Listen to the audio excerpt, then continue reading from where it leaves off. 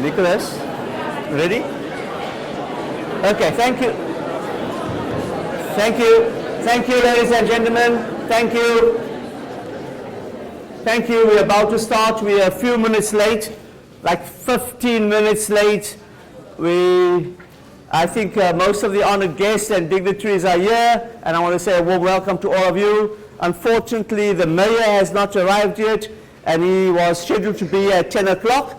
He is on the program to say a few words as well, and welcome you to the city of Port Elizabeth, the beautiful city of Port Elizabeth, and I want you to give yourself a round of applause for just being here today. All right, so you'll see, I see many of you have got a blue Casio lanyard around you. That means you are registered. So well done to you to being here and being registered on time. And I thank you for coming so promptly yesterday. I hope the registration process yesterday was a smooth one. My time for everyone to say when you're at the desk over there is 4 minutes. If you're longer than 4 minutes at the desk, then it was a problem. Well, who was more than 4 minutes? Let me see, put up your hands. Were you more than 4 minutes? All right, so well done. Thank you very much. And right now, we have a full program. As you know, for the week, you all have a program, you all have your bags, right? And the bags were proudly sponsored by Red Pencil. By Red Pencil. The bag was proudly sponsored by Red Pencil, and they told me they're giving us a bag. Guess what they did? They gave you a calculator for free. So give them a round of applause as well.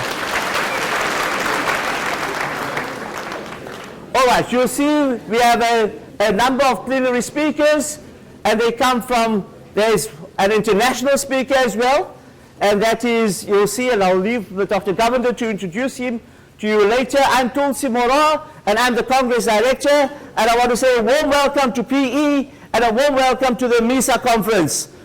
We have a week of presentations, of workshops, as well as the good part. Tonight is the cocktail evening in the tent. Have you all seen the tent? Yes. Okay, good. Then, secondly, to those who bought tickets for the cultural evening, the cultural function is taking place in the Mbizweni building, and we'll talk about that again tomorrow. And then on Wednesday, 420 of you have decided that you want to do a tour of the city. Yes. That is wonderful, and some of you have said you want to go to Addo, and the others have brought their credit cards with them and the bank cards because they want to go shopping at the Bay West Mall. So there'll be lots of parcels coming back. All right, so with those few words, I think we need to start and kick off officially. We have a number of speakers this morning to say welcome to PE and welcome to the conference. But before we do all of that, we're going to go into prayer, and I'm going to ask Father Lopez to do the prayer for us.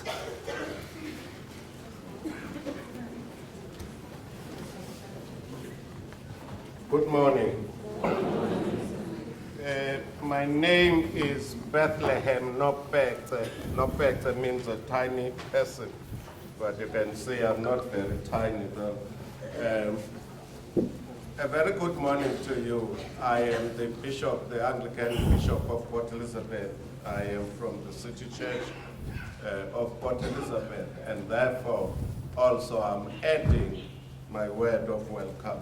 Thank you very, very much, Mr. MC, for the opportunity. From the Christian scriptures in the Gospel of Dr. Luke, the physician, who I believe also studied mathematics, and then chapter 2, and from verse 42, verse 52, we get these words. As Jesus grew, he advanced in wisdom, in favor with God and people. The growth of a person is fourfold. The person grows physically, and therefore is nurtured and well cared for. But also, the person grows mentally, and also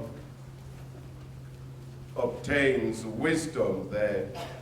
But further to that, the person grows in favor with God, which is the spiritual dimension. And also, the person grows in favor with people, which is the social aspect of a person. Like the four-wheeled car, so is our life. And our life is designed by God and also revealed in the person of Jesus Christ. And what is admirable about Jesus Christ is that he comes to people teaching them a sacrificial love, and also calling them into fellowship with him. And that sacrificial love brings stability and dignity in one's life. And everyone is really longing for love, or at least to be loved.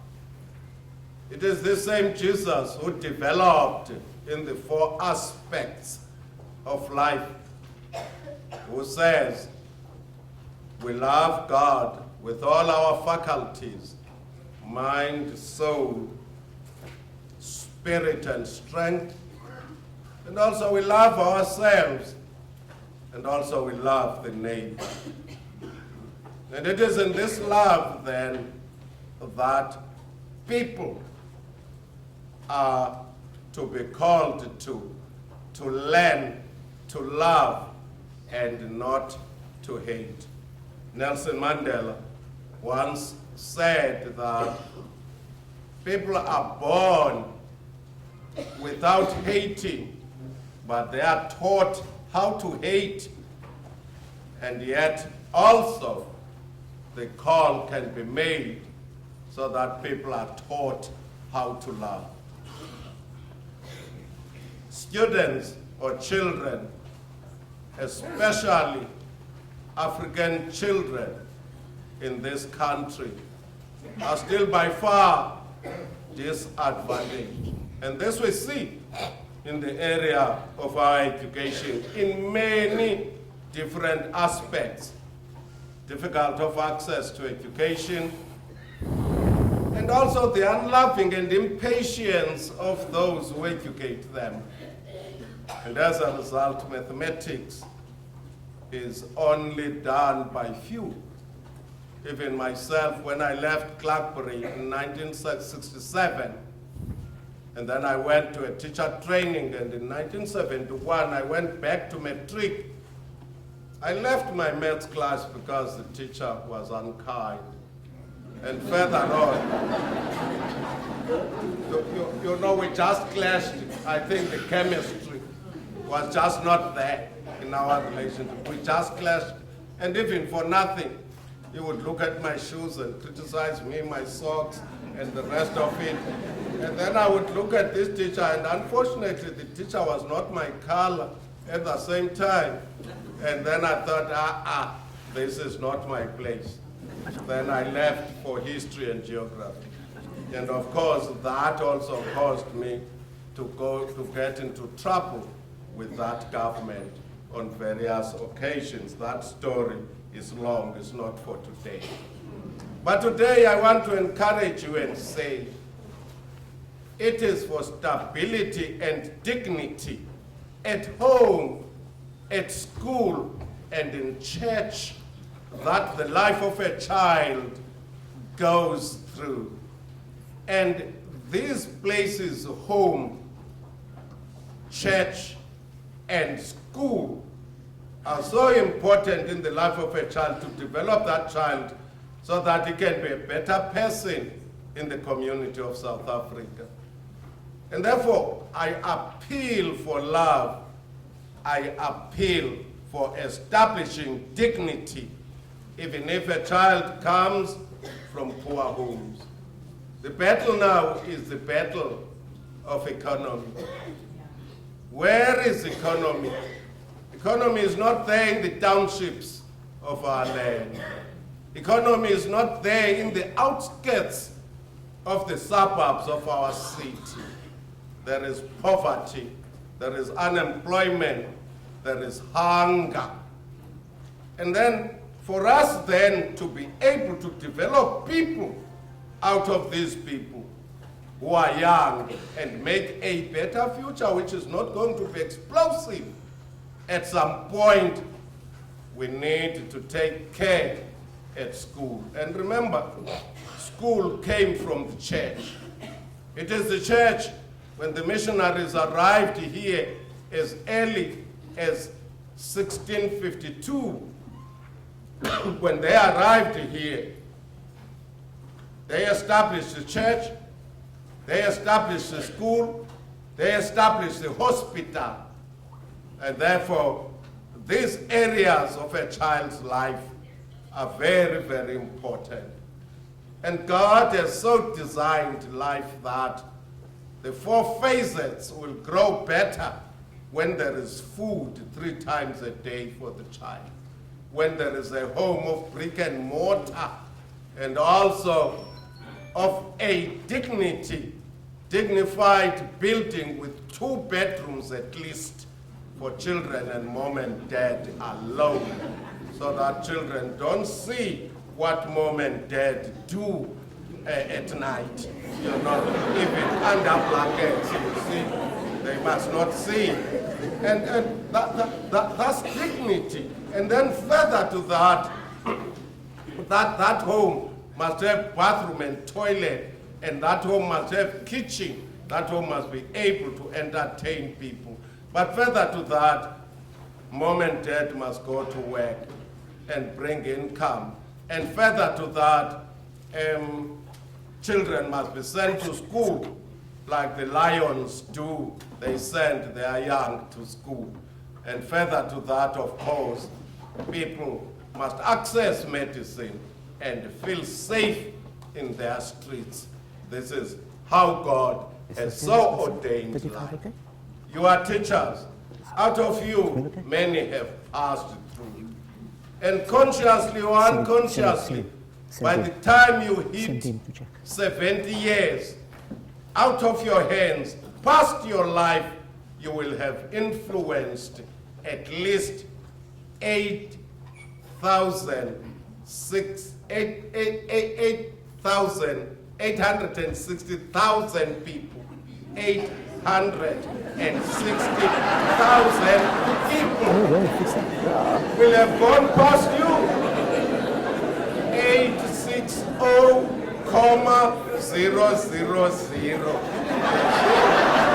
That's being a mathematician.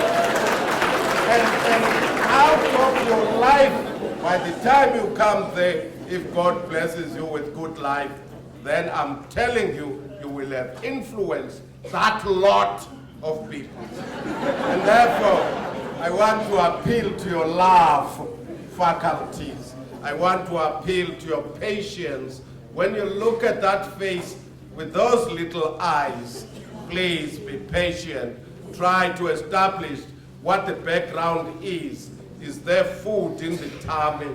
Are the clothes, suitable? And each of them, as they go past you, they will bless you in later life. For instance, I'm blessing my mathematics teacher at Clapbury, but I'm not sure if I'm blessing the one at Teacher College, because he wasn't good to me. And nonetheless, I don't hate him anyway, now that God has put me where I am. We wish you well today, and may God bless you and add his blessings on you, and especially to increase your wisdom as well as your love, charity to all, and also special care and good health. Let us pray. Lord God, your Son, Jesus Christ, sat at the feet of others to learn. Bless those who teach and those who learn, especially these mathematicians gathered here today, those who seek and those who find, so that our homes, our schools, our churches may be filled with a longing to learn and to grow, to serve and to give.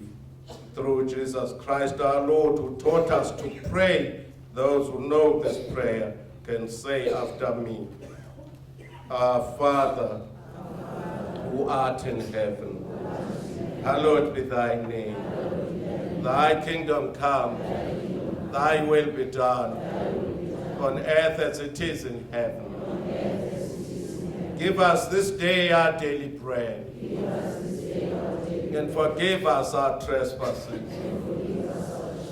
as we could forgive those who trespass against us. And lead us not into temptation, but deliver us from evil. For thine is the kingdom, the power and the glory, forever and ever. Amen. May God bless your conference, Mr. Chairman. Thank you very much, and all the dignitaries that are here. I was brought here by my church warden. He is at the end of this list.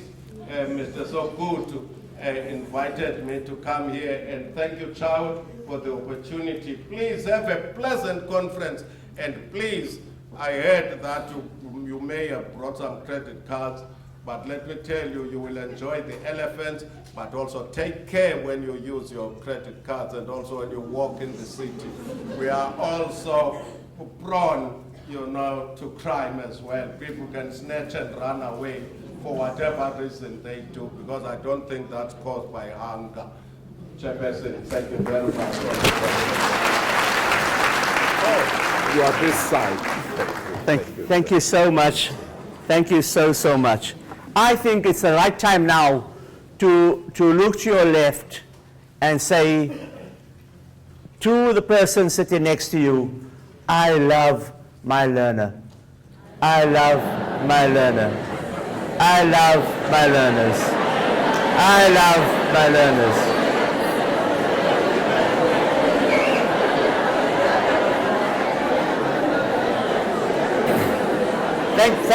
Thank you very much, Father, for those words of encouragement and just reminding us of the education that our learners are receiving and how much more there is still to be done in this country to improve the quality of teaching and learning in our country. And as teachers, we know that we must always put the learner first. Always put the learner first. Thank you very much, Father, once again. Right now, we are all going to stand, and I want to ask Elizabeth to come forward over here to lead us with the national anthem. Come through, Elizabeth, please. Thank you. Can we all stand, please?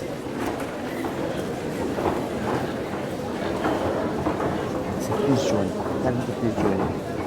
Please join me in the national anthem. Keep it close. Very close to you. Yeah. Please join me while singing this song. Nkosi sikeleni Afrika,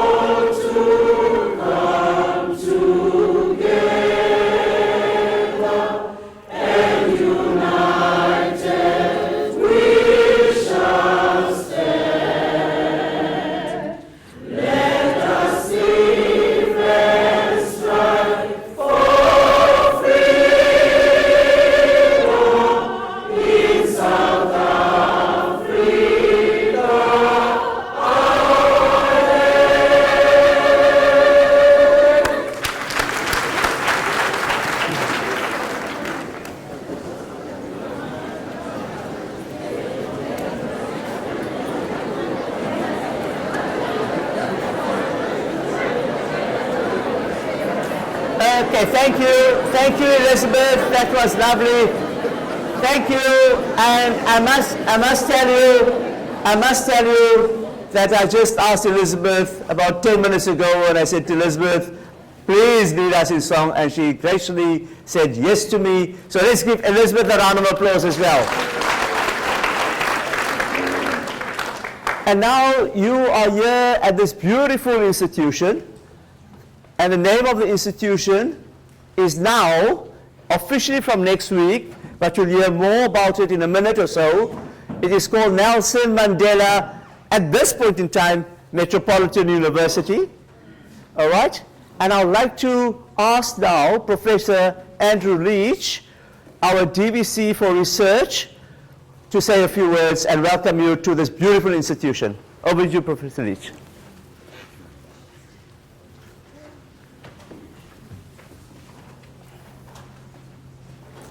Good morning to you all. Molweni. You got to keep it close, Prof.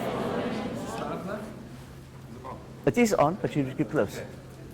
Wow, that singing. Thank you, Elizabeth, and thank you, everyone. Wasn't it beautiful, just singing in unison, united in spirit?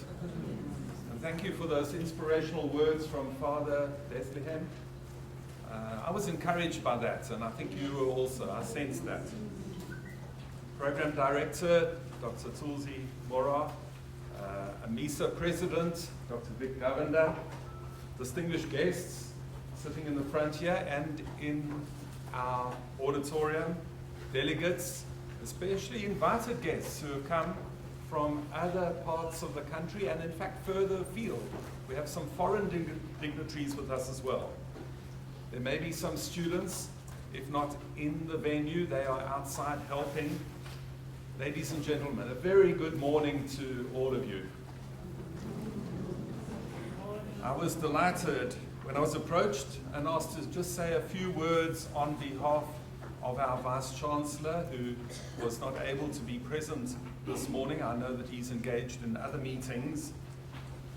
And I'm speaking at the start, of course, the 23rd Annual National Conference or Congress of Amesa. And it's followed on the tradition built up over many years. And I recall that I think it was 2008 when we last had Amesa here. I was Dean of Science at the time, and I also welcomed those of you that were present. Can I see who was at that Congress, 2008? A number of you.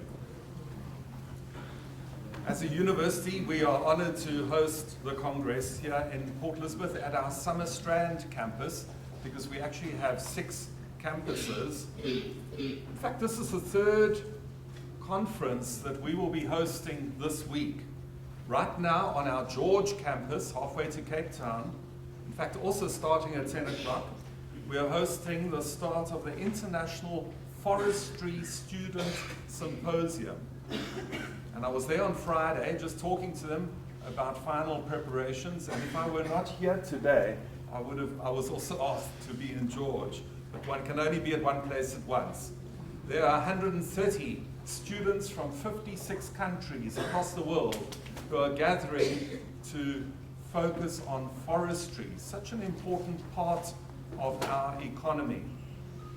And then tomorrow until Friday at the boardwalk here in Port Elizabeth, we will be hosting the South African Marine Science Symposium.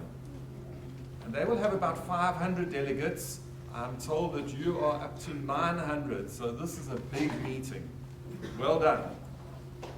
And of course, the theme for this week's Congress is restoring the dignity of mathematics learners through quality teaching and learning. And I reflected on that theme. I commend you for choosing such an important theme. Restoring the dignity of mathematics learners through quality teaching and learning. Let me share a few general thoughts that I have about the conference and its importance. I think you'll all know that maths is a universal language to be appreciated by all. Perhaps it's the most perfect and exact language, as there's no room for any other interpretations. There's another beautiful language, and that's music, and we experienced that a few moments ago. And in music, students, professionals, the community can come together and perform in unison. But music can have different interpretations, different emphases, different tempos. We were led by Elizabeth.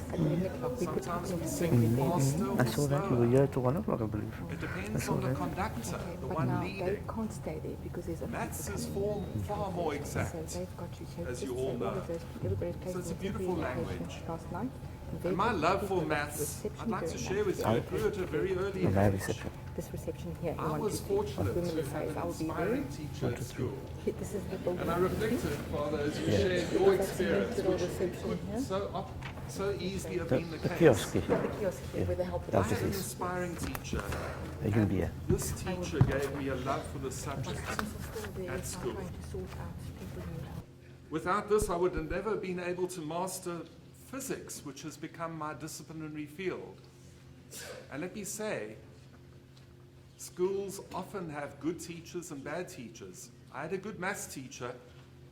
In all honesty, I did not have a good science teacher. And my choosing of studying physics was really because of the love for maths. And I took maths as obviously one of my subjects. So you have such an important role to play as maths educators. When I completed my doctorate, which was in physics, I was also fortunate to spend some time in Germany on what we call a postdoc, working in a research institution. I was in Stuttgart. And rather than choosing some English-speaking international schools, and there were some run by American teachers, my wife and I chose to take our children and put them into the local German schools.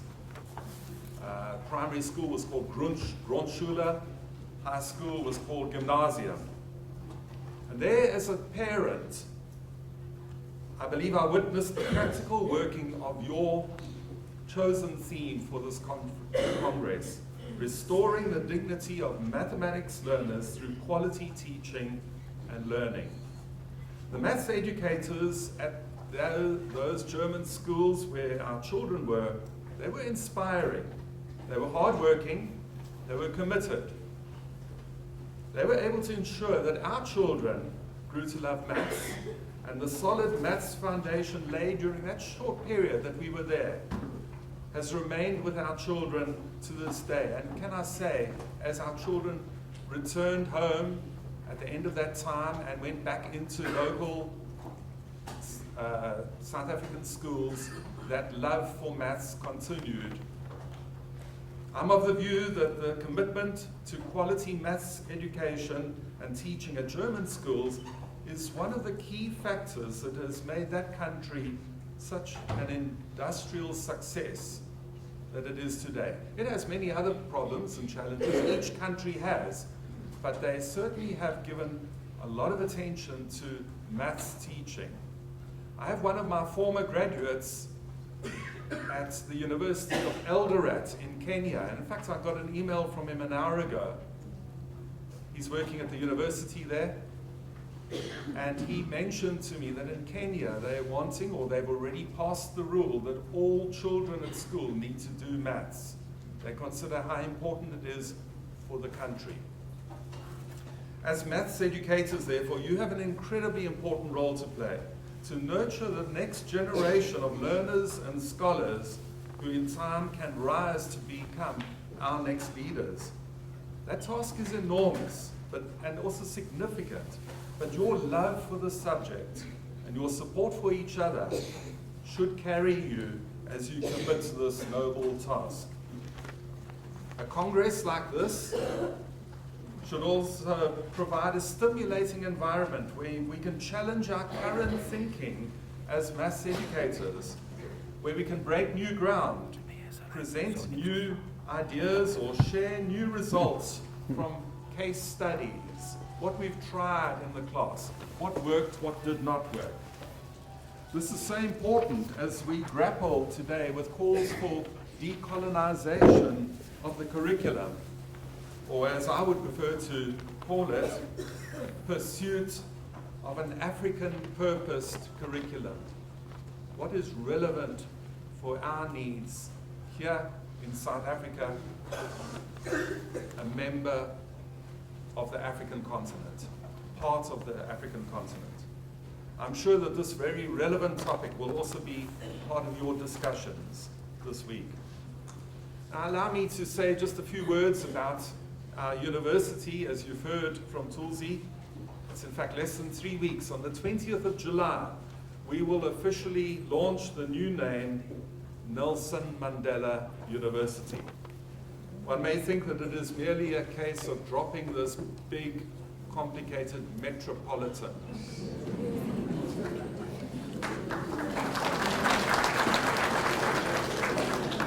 Let me say it's far, far more than that. In fact, we are now going to be named after the person. Before we were named after the metro. I don't know if the mayor has arrived. I knew the mayor was coming in, but we were named until now after the Nelson Mandela Metro. From the 20th of July, we will be named after the person, Nelson Mandela, the first democratically elected president of South Africa, and arguably the greatest world leader of the 20th century. What an honor. What an incredible honor.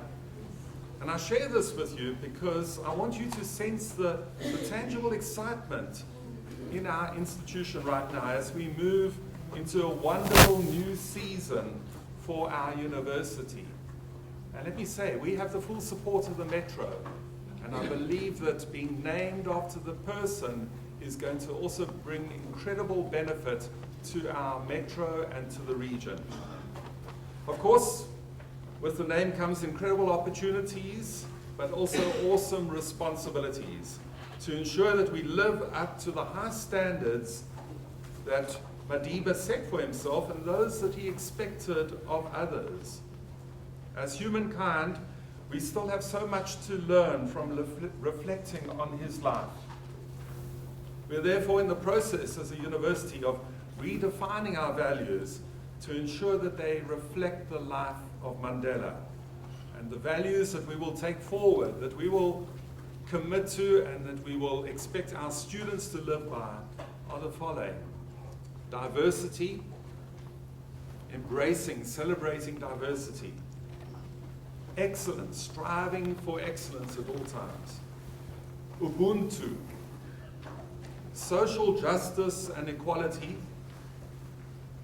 integrity, being known as men and women of integrity; and then environmental stewardship, learning to be responsible stewards for our environment. It is the only world that we have. We need to leave it a better place than what we were born into. And our vision will remain the same: to be a dynamic African university, recognized for its leadership in generating cutting-edge knowledge for a sustainable future. It sometimes seems like a real contradiction that we live in a world of increasing automation, a world increasingly dominated by advanced technologies, a world with increasing connectivity, where communication has never before been so easy. And yet, at the same time, we still battle with increasing contrasts and inequality between those who are privileged, such as you and me, yet barely 30 minutes away from here, we can witness appalling poverty. And the respect for human life is all too quickly forgotten. And this is not unique for our region. It is the state of so many of our nations today, including many in Africa, but also across the world. How can maths education be used to ensure that our school leavers and university students are prepared to make this world a better place, so that our legacy is a more sustainable inheritance for those who will come after us? Is it possible? I would hope that your chosen theme for this conference will drive us in this regard. And let me say it again, restoring the dignity of mathematics learners through quality teaching and learning.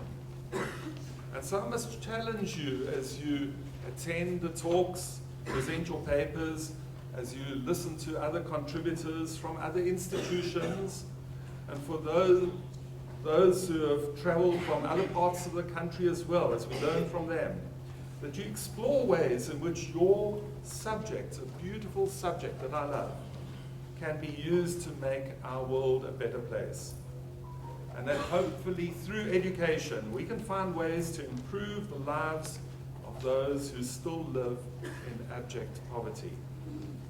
So to all of you, colleagues, friends, I wish you a most enjoyable and stimulating Congress, a Congress where you can reconnect with old acquaintances and also meet new colleagues and friends, and where you can be stimulated and empowered again, encouraged again by our common love for the discipline and our firm commitment to address the increasing challenges of maths education that are facing our country.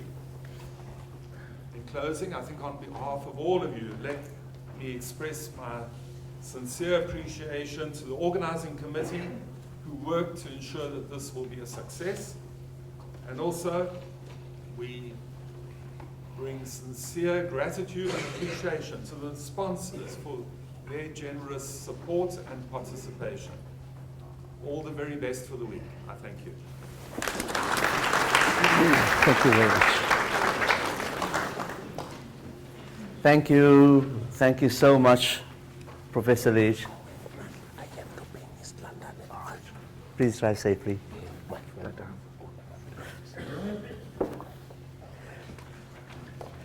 Father Bethlehem is leaving now, so we wish him a safe trip to East London. He's going to another meeting.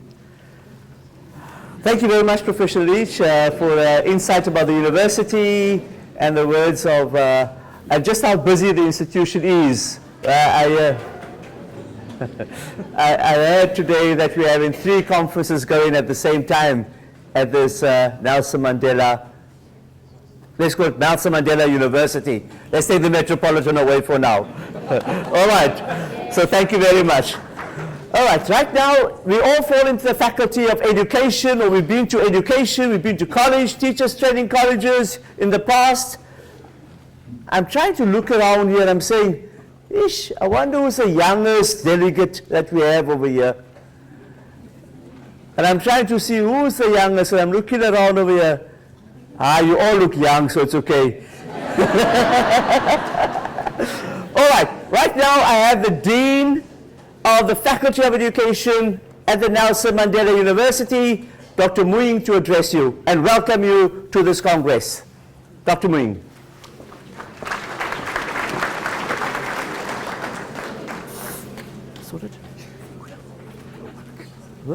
Good morning, ladies and gentlemen. Molweni, Mora, Dumelang. It gives me great pleasure to welcome you to Nelson Mandela University. Yes, Tulsi, it is Nelson Mandela University. Your conference comes at a crucial time when many discussions are held about the importance of education in South Africa. Mathematics education is an important aspect of teacher education and schooling. As Tulsi said, I'm the Dean of the Faculty of Education. So for me, this conference is important. Our challenge in higher education has recently been getting enough learners from high school who are interested in teaching, as well as learners who are well prepared in mathematics to take it as one of their majors to teach in high school. And I think that's a challenge across South Africa.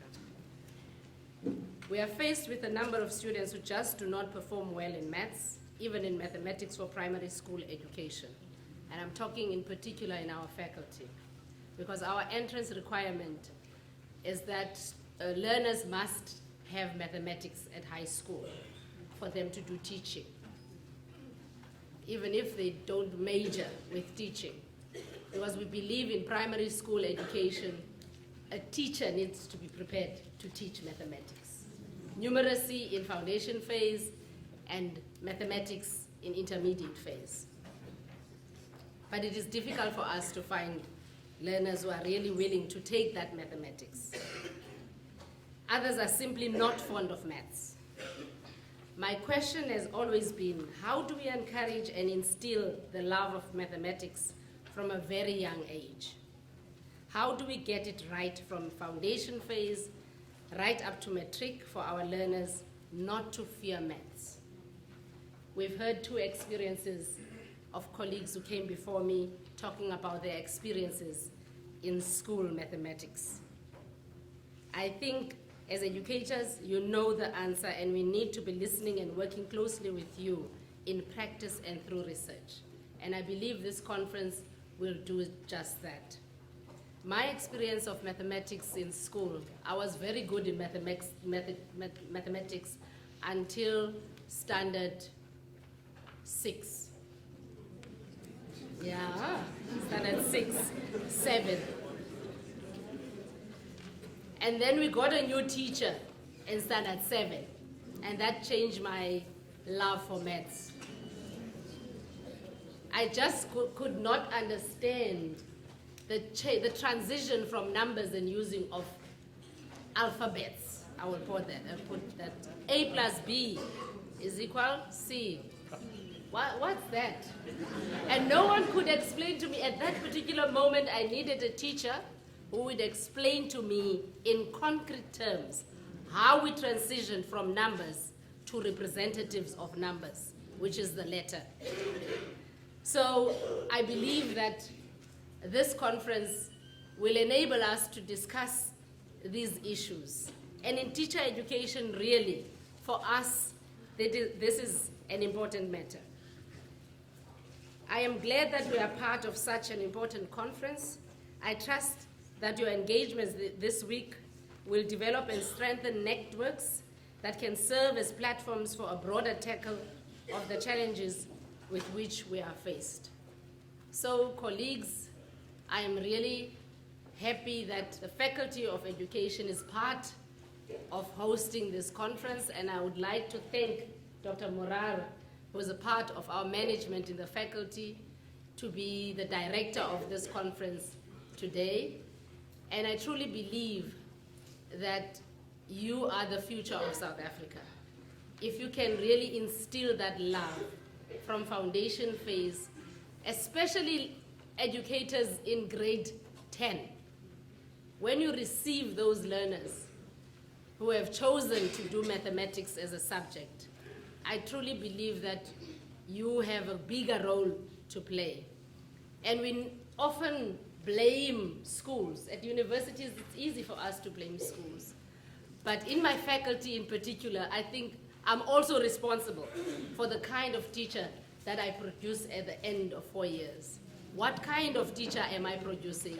Is it a teacher that was loving mathematics or the subject that they have chosen to teach, and also loving the learners? Because I think it is in the love of that learner and being passionate about teaching and learning that we will bring our country to a level that it deserves to be at. So with those words, delegates, I would like to say enjoy Port Elizabeth, enjoy the conference, and make the best of it. And continue with the networks. I hope to see you one day at teacher education conferences as well, because I think we're separating ourselves too much. We have a teacher education conference without teachers, and there we talk about teachers and teaching without listening to the teachers themselves, because I believe this is where the solutions lie. Thank you.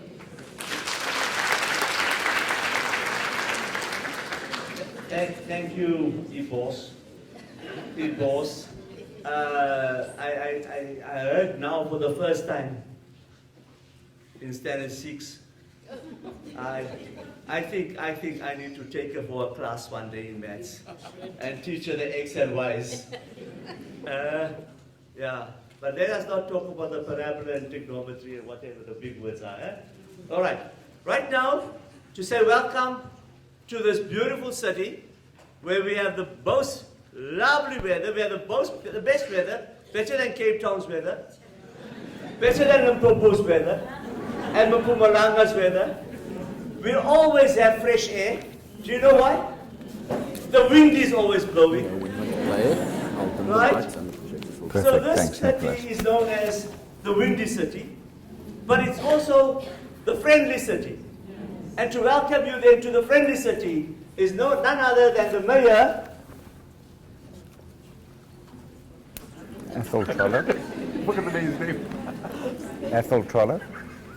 I'm trying to think now what's his name now. The mayor of Port Elizabeth, Mr. Ethel of Nelson Mandela Bay. Nelson Mandela Bay, Mr. Ethel Troller. Over to you, sir. Thank you very much. Thank you very much. Good morning, everybody, and I apologize for arriving a bit late. It's not my style, but I'm very pleased that the university and the leadership decided to change the program to accommodate me. And I'm also put some more pressure on the university. Not only did I arrive a bit late, I asked them to prepare a video to show you, because I thought at length about what do I tell a group of mathematicians or maths teachers about a subject that I didn't do really well at school. So I learned subsequently later in life that maths was a lot easier than I made it. And maybe my teacher also lost me along the way, but I don't want to blame the teacher. Maybe I didn't listen well enough. But I learned through application that maths was a lot easier than I was made to believe or I believed.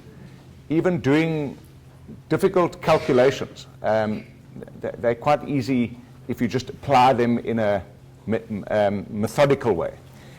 And Ms. Moeng said that maths is a discipline. And I think that's the crucial word, that you need discipline to understand mathematics. But before you even understand mathematics, you need to understand the importance of mathematics. So half of my speech has been said already. I think our greatest challenge is not literacy, because we've addressed the literacy or illiteracy by and large in South Africa. Numeracy is our biggest problem. This university is probably our most important stakeholder in the city. And I've changed my idea about the university because I was of the belief that organizations and institutions that provide job opportunities are the most important stakeholders in the city. But I've come to realize that schools and universities, of which we have many schools in the city, one university, a number of colleges, if you don't prepare people for those jobs that those institutions, anchor institutions, big corporates are providing, if the people don't have the necessary skills, they're going to be sitting at home unemployed with qualifications. So I believe this institution is probably the most important institution in the city, along with all the schools and the colleges that go with it.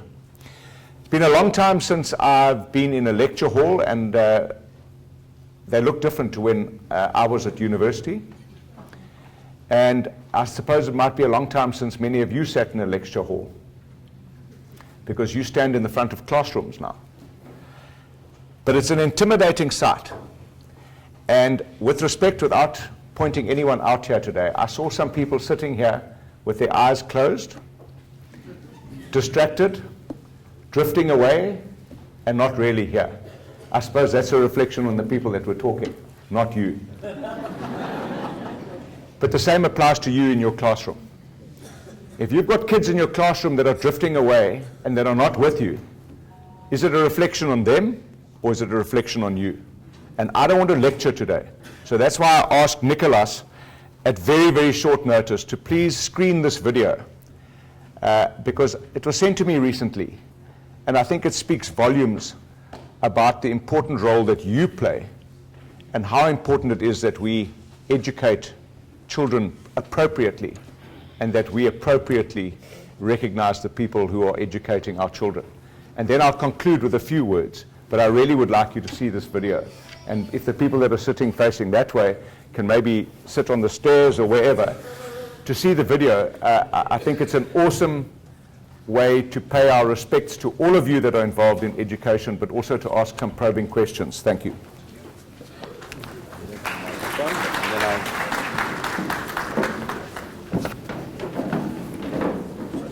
I'll sit here. Sorry, can I get in here?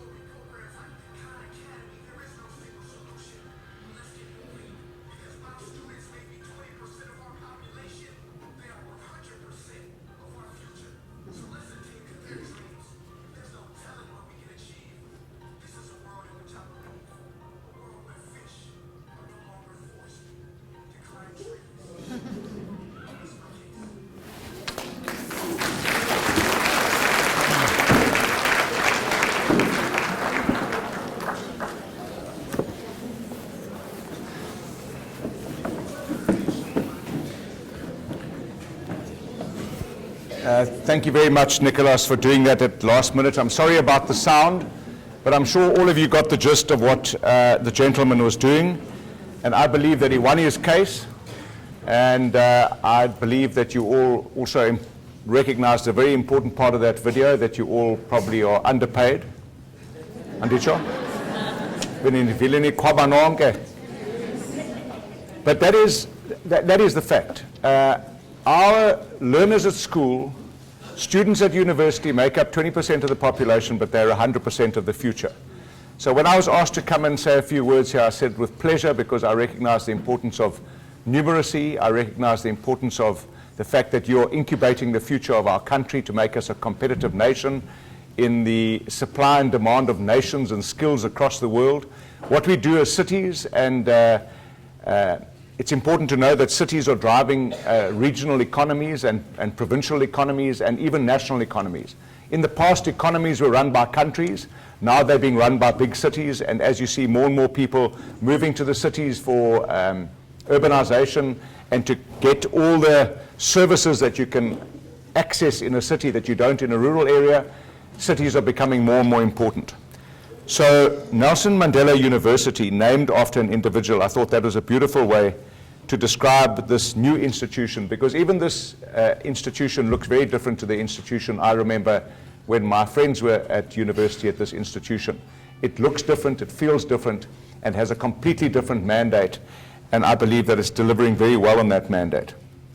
So I want to say that you can't teach old dogs new tricks. So I missed an opportunity at school with maths, and I beseech you not to lose your kids in your classrooms when you're teaching maths. Find something that make sure that you reach every one of those kids in that class so that you don't lose them when it comes to numeracy. But I also know that we can all catch up. I'll give you an example, 2 examples. When we wanted to start an initiative and a campaign to stop drinking and driving, the campaign was aimed at the people who were drinking and driving, the adults. And the people said, well, why should I stop drinking and driving? I drink every Thursday evening at the golf club, and Friday, and Saturday, and Wednesday, and I go home just like a bird that goes to its nest. I don't bother anybody. I know my back routes. I'm not going to be involved in hurting anybody. And people carried on doing the same thing until we started educating the children. So when the guy's wife said, hi, he said, I've been no problem, doesn't listen to the wife. But when the child says to a father or a grandfather, you can't drive this car because you've had more than 2 beers, the people think twice about it. So you can't teach old dogs new tricks, but through children you can teach them everything. The other thing, have you ever seen your grandparent working with a touchscreen cell phone?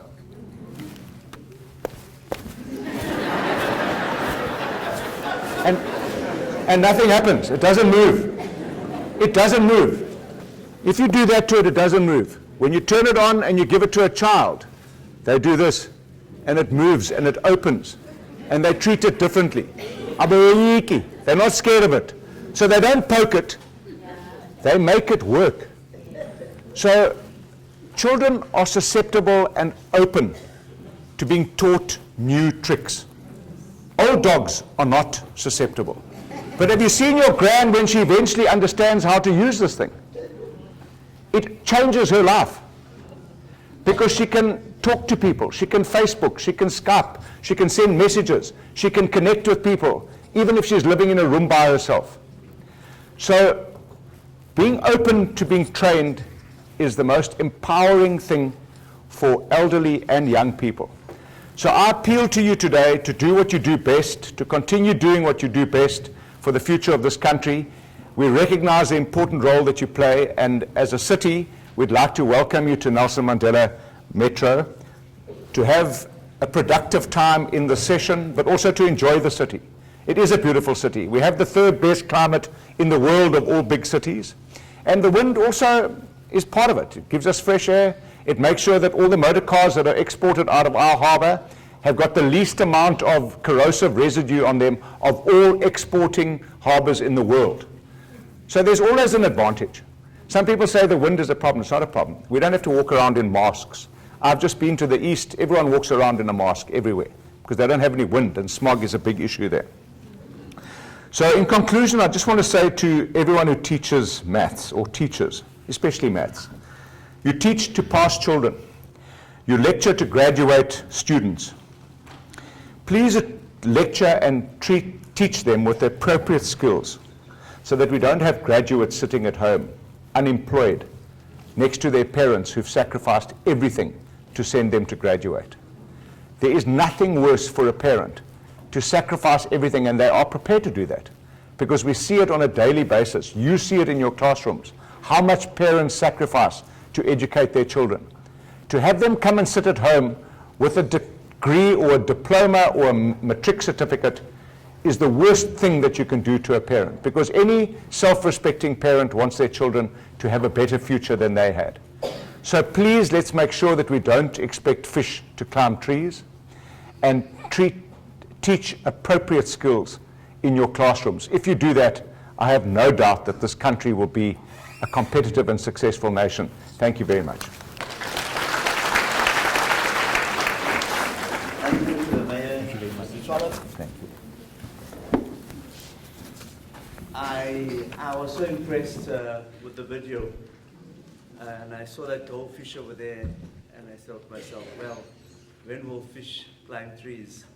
That's something to think about. And what we have to do is, when we think of the word climb, we think about building our youth, our learners in the classroom, to say how can they get to the greatest heights that they can achieve.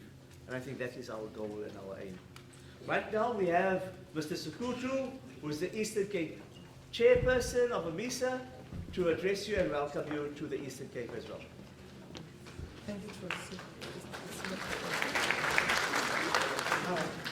Okay. Thank you, Trustee, for the opportunity to stand in front and welcome everyone. I greet everyone sitting in front in the good name of the Lord. Amen. I'm not going to spend even 2 minutes because I'm panicking. It's almost 11:30. But what is important is that I made a plea to you to come to Port Elizabeth last year when we were in Mpumalanga, and you have arrived. I just want to say I've seen that you arrived, and I welcome you as the Eastern Cape Chair and as a member of the LOC. I am still standing on my words that you won't be disappointed. This is the conference. I heard you when you were responding to Tulsi saying it was 4 minutes at the registration stations. But I know, and I want to make a plea again from you that when people are hosting, they are under pressure by just the word hosting. Now, the plea is, when you are dissatisfied of anything, come to the person with a smile, because you are trying to cool down the pressure. And I've seen you, I've evidenced that yesterday. You were so calm, you were so professional, and I applaud you for that. Everyone is welcome. The plenary speakers, the sponsors, very important. We welcome you. And I also want to say to the National Council with the executive, we thank you for this opportunity to host this Congress once more. We did it in 1999, but I was not there. I was new in the profession, and I knew nothing. But there was a body from Christ who took me from the ground and put me where I am. I'm not there. I still want to go there. But now I am worried. This is my last one as a National Council. And I was very happy to say goodbye to them yesterday because somebody else is coming. But Dr. Govind, as a president, please, I thank you for this opportunity and your council and everyone. Who did I not speak? The university. Thank you, university. Thank you, university. Roger, do you want to say something? The mayor. bendizawugqibelisa ngayo. Yindoda le. Yindoda, umfo kaTrolip. Enkosi tata. Enkosi ngokusihosta kweli bhayi. Sawasebenzisa amanzi. Not kancinci. Baninzi aba bantu. We are going to use water, but wisely. Thank you. Enkosi. We welcome to PE. Thank you.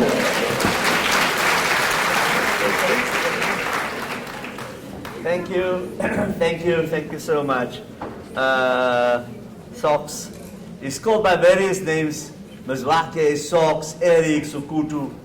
And when Dr. Govender and Socks came to me and said, Tulsi, we're looking for someone to host this congress here in PE.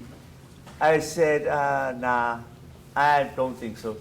He said, no, it's only 1,000 people. 1,000 of them. And I said, and initially I thought, this is a big job for 1,000. I can do 50 maybe. But 1,000? It was like thinking twice. I lost all my hair. When I came here in January, I had to see that a lot of hair. And 6 months now my hair is gone. So I think Amesa owes me a wig. All right. And with that now, I think we have a sponsors representative. Is the sponsors representative here? Is that you? Are you coming through? Thank you very much. Please, as you can see, she's young and she's healthy and she's running through the... Over to you, ma'am. Good morning, ladies and gentlemen. I'll observe all protocols. The mayor, it's been very wonderful. My name is Maleshani, and I represent the Red Pencil Group. I see you guys have those sexy bags with you. Yes, it's us. And not just the bags, but inside there's another gift. Did you see that gift? Yes. So I just want to give you a background of the Red Pencil Group. It's an organization that is established in the modern day South Africa. We are an institution that is all about education solutions. We've got 5 departments within the actual group. We have ICT solution, you can see on the banner there. So with our ICT solutions, we've got interactive systems, whiteboards, touch screen and all of that. And within the technology system, we've got CAPS aligned curriculum, which will assist you in your maths teaching. So there are worksheets, there are lessons, there are all sorts of videos that can assist you in your different topics that you're covering in CAPS. Okay, so that's the ICT solution. The EduCon is basically where we are assisting you with your content, the methodologies. We run workshops for educators in mathematics. You can choose whatever topic that you're struggling with. It could be analytical geometry, it can be trigonometry, you name it. We also do training for your learners. So those STEM scientific calculators in your bag, we are able to train not just you as an educator, but we also train your learners. And we have seen that through such training, it changes, it transforms the way the learners see mathematics. Sometimes when you interact with these learners, they say, oh, maths, it's so difficult. So by the time that we are done with them, through the STEM scientific calculator training, they are so motivated, they feel like they can get A, level 7 in mathematics. So that's what we want. Also, we have what we call the mobile science kits, as well as your maths manipulators. So your foundation phase educators, it's very important that when you start teaching higher order concept, you start introducing manipulators to make the teaching and the learning very easy. When they see those objects, they can understand what is it that you're trying to make them understand. So we also design mathematical laboratories. They are very important in the foundation phase. In fact, that's where mathematics starts.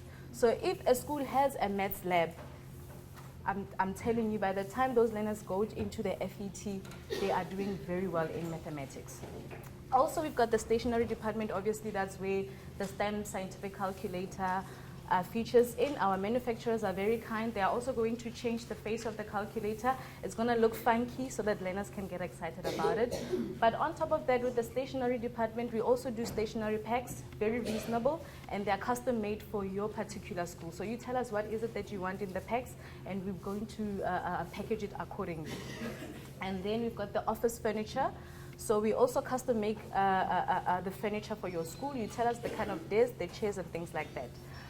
We've got 4 manufacturers across South Africa, I think in 4 provinces. Then the last one is large-scale printing. We are in partnership with ASAF. I don't know if you know the institution. The Quest magazine, a lot of universities, schools, primary schools, any institution in education, they always get these Quest magazine. We are the printers as well as the distributors of the Quest magazine. If it's in your school, make sure that your learners are also reading, because there's a lot of research that's been into that magazine and they can learn a lot. We are also in partnership with the Department of Science and Technology through NRF as well as SASTE. We run science festivals, where we are trying to encourage learners to take careers in your science, technology, engineering, and mathematics. These are the core subjects that we are promoting as an organization. We are passionate about mathematics, because remember, without maths in a school, when a school performs badly in maths, it's performing badly in everything. They can do well in English, in geography, you name it. But if the school doesn't perform well in mathematics, then the school is not doing well. So we are supporting you guys. We are there for you. You've got our contact details. There's a flyer, Red Pencil Group, and on top of it is a business card. That's Zivuya's contact details. He's the Maths HOD. Get hold of him. But right now, I just want to encourage you. Become a STEM ambassador. Okay, so every single teacher here, I know we've donated 1,000 bags, so it's roughly 1,000 teachers in this room and the other room. But what I'm trying to say is that come to us, ask and find out what does it take for you to become a STEM ambassador. And you know what? You just need to be a maths teacher, then you're a STEM ambassador. Find out what is it that you need to do to run with the whole brand of STEM. We want learners to take pure maths. We are tired of maths literacy because it's not taking them anywhere. They can't get bursaries, they can't get funding, they can't even get into certain programs because they want pure maths, and your learners are coming with maths literacy. So become a STEM ambassador, be a brand for mathematics in your school, in your community, so that we can alleviate the level of poverty and unemployment in our communities. Okay, so remember, we are running a session at room 3518 after the plenary. You can come to that session, bring your calculator, by the way. Okay, so thank you very much. Thank you so much, Vio. I hope you got that one, but we'll come to that change just now. We'll make a note of that change. But right now, to address you and officially open and declare this Congress open is none other than my big brother. When he stands next to me, you see how big he is. Dr. Cavender. And he's born like me too. Thank you, Tulsi. Thank you. Honored guests, ladies and gentlemen, on behalf of the Amesa National Council, let me extend a warm Nelson Mandela Bay welcome to each and every one of you. I had to look at the registrations, and I look at the towns, because in my computer, the notify me comes when you register, and I looked at various towns. I'll give you an example. Malumele. Where's Malumele? In Mpumalanga. Right. Malumele, we had Toyandu, Polokwane, Mafeking, Sasolburg, all over the country. So welcome to each and every one of you. It's so nice. I was just having a chat with the mayor, and the mayor asked, where are our teachers coming from? I said, all over the country. And they come here because they love Amesa. They're affiliated to Amesa, they love Amesa. So welcome to each and every one of you. Special words of welcome to our executive mayor. Welcome, sir. Councillor Ethel Trollope, our Deputy Vice Chancellor of the University, Professor Andrew Leach. I also want to thank Dr. Mueng, she was here, Dean of the Faculty. Also, our plenary speakers from India, Ravi Subramani. Please stand up. Ravi Subramani from India. Marietta Renica from the University of Free State. She's going to do the first plenary. Nosisi Feza from UNISA. She just went out. You'll see her. Then we're also looking at Debbie Stott from Rhodes University.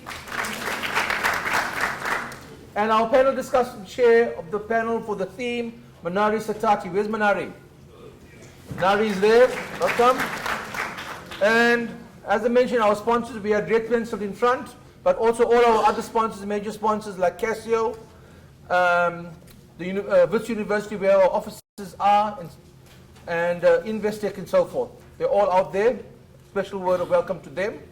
And the idea of having our sponsors, I mean, they really help us because otherwise the conference or the Congress would be too expensive for our members. I want to thank our National Executive. We have Rajan Governor, our Treasurer. Rajan? Gary Powell, our Secretary. Boosie Koba. Boosie, you just went out. She's there. You'll see her. And our National Council members are spread all over. So thank you very much to each and every one of you. Last but not least, I want to thank our Congress Director, Tulsi Morad. By the way, his hair was like that for a long time. Tulsi Morad and his LOC for the hard work in putting what promises to be an exciting 23rd National Congress. And this is the third one the Eastern Cape has hosted. I was Congress Director in 1999 and 2008, and I know exactly what it is, but this time around it seems much easier, Tulsi. And last but not least, honored guests, ladies and gentlemen, it now gives me great pleasure to declare the 23rd National Congress of Amesa duly opened on the 3rd day of July 2017. Welcome.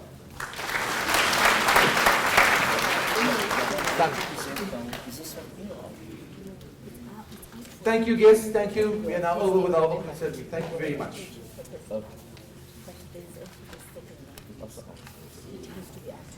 All right, there are a few announcements, and every morning we will make a few announcements over here. Ladies and gentlemen, just to assist you and to make sure that, I'm sure that as we go through the conference, there will be a number of queries. We are going to have an information reception desk over here, a kiosk right in building 23, so that when you leave, you will, or if you have any queries, you can go there straight away. With regards to registrations, anything else. Remember, Nombolelo was the person that you worked with before, but I'm sure her task is almost done now, because once you're fully registered and you got your lanyard and a name tag, then basically her job is almost complete. But there may be other queries that may come along as we go throughout the conference, and that needs to be handled.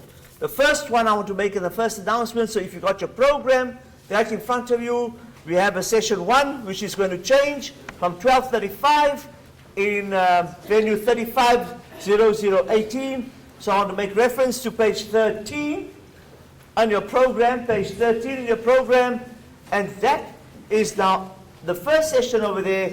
We will move to another slot, but right now that session is going to be filled with Red Pencil. They are going to do the session there with the calculator in that session at 12:35 in building 350018. All right. Then there's also a session that's not taking place today that I'm deleting on page 13 for now. It's a postponement because the delegates are only coming in later. I will tell you again tomorrow where it will be moved to, and that is a session at 1400 hours in 350022. Okay? This here is building 123, and the building as you go out this door, on the other side over here, as you walk across, is building 35. All the sessions are in building 123 and building 35. And I made it convenient for you. I put the tent over there, right in front over here. That is where we're having our teas and lunches. All right, so all functions except the cultural evening will be in the tent. Your teas are in the tent as per the program, your lunches in the tent as per the program, and the dinners in the tent as well. There is one dinner that we have to move out of the tent, and that is on Thursday evening, but I'll make that announcement tomorrow. Then, Wi-Fi. I'm sure many of you want to connect to Wi-Fi to get some data, right? So codes are pasted up in the foyer of 123 and 35. Codes, the code. You need to punch in the code. It's outside. When you go outside, you'll see it in building 123 and building 35. And if you have a problem connecting, please go to the reception desk that's outside in 123. All right. Then, a number of you came in pretty late last night, and I'm sure were very tired. But then our lady in charge of the accommodation, I know she sent me an SMS at 1:15 this morning to say, arrived home now at 1:15, because she was still busy taking people in at that late hour. And she said that those people that were placed in temporary accommodation last night in Veritas, those who took accommodation in Veritas must please go back to the reception outside over here. She will be there to meet you, and then you'll be allocated alternative rooms. The Veritas accommodation is for another conference that's taking place, and they booked it for them. All right. Thank you, Congress President of Amesa. Thank you for welcoming us and declaring this function open. But now it is about 5 minutes past 11:30, ma'am. Next plenary speaker. We now stay in this venue. And I'm looking at the program. The opening ceremony ends at 11:30, and immediately after 11:30 to 12:30, we have Marita Redika, who is our plenary speaker. Over to you, ma'am. Thank you very much. Okay. I will take that. Just need to settle in a moment. And then I'll...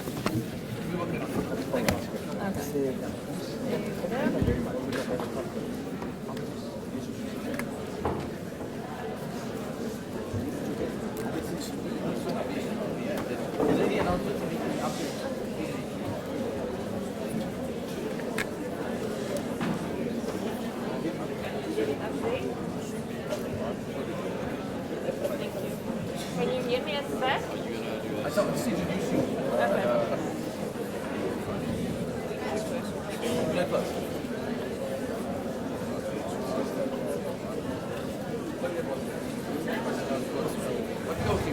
It's not too bad.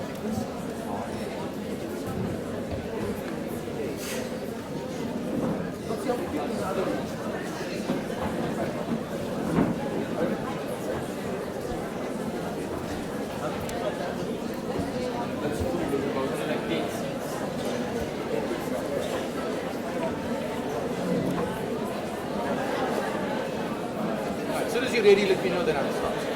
I'm aware it's every day. It's just they've asked to do this one as well. This presentation. Apparently, this is also building. This is Oh, I see. Okay, thank you. every day. We're going to start with our first plenary, ladies and gentlemen. It's here in this venue, and also to those who are in building 35, 20, 40 there, some of the spillover will be there. It's now a great pleasure for me to introduce our first plenary speaker for Congress 2017, Professor Dr. Marietta Reinecker.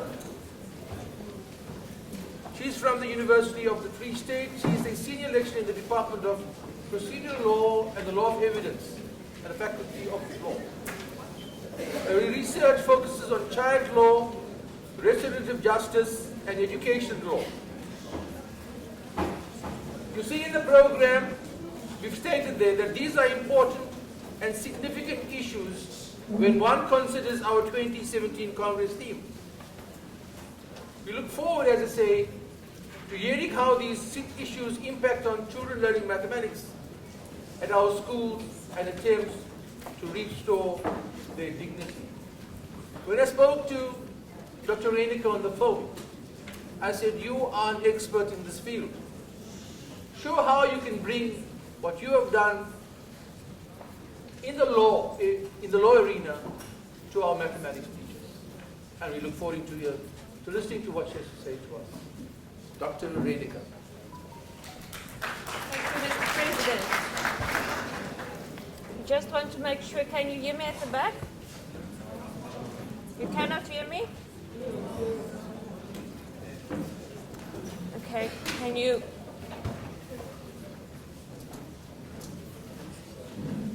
The phone is quite soft. You kind of have to hold it close.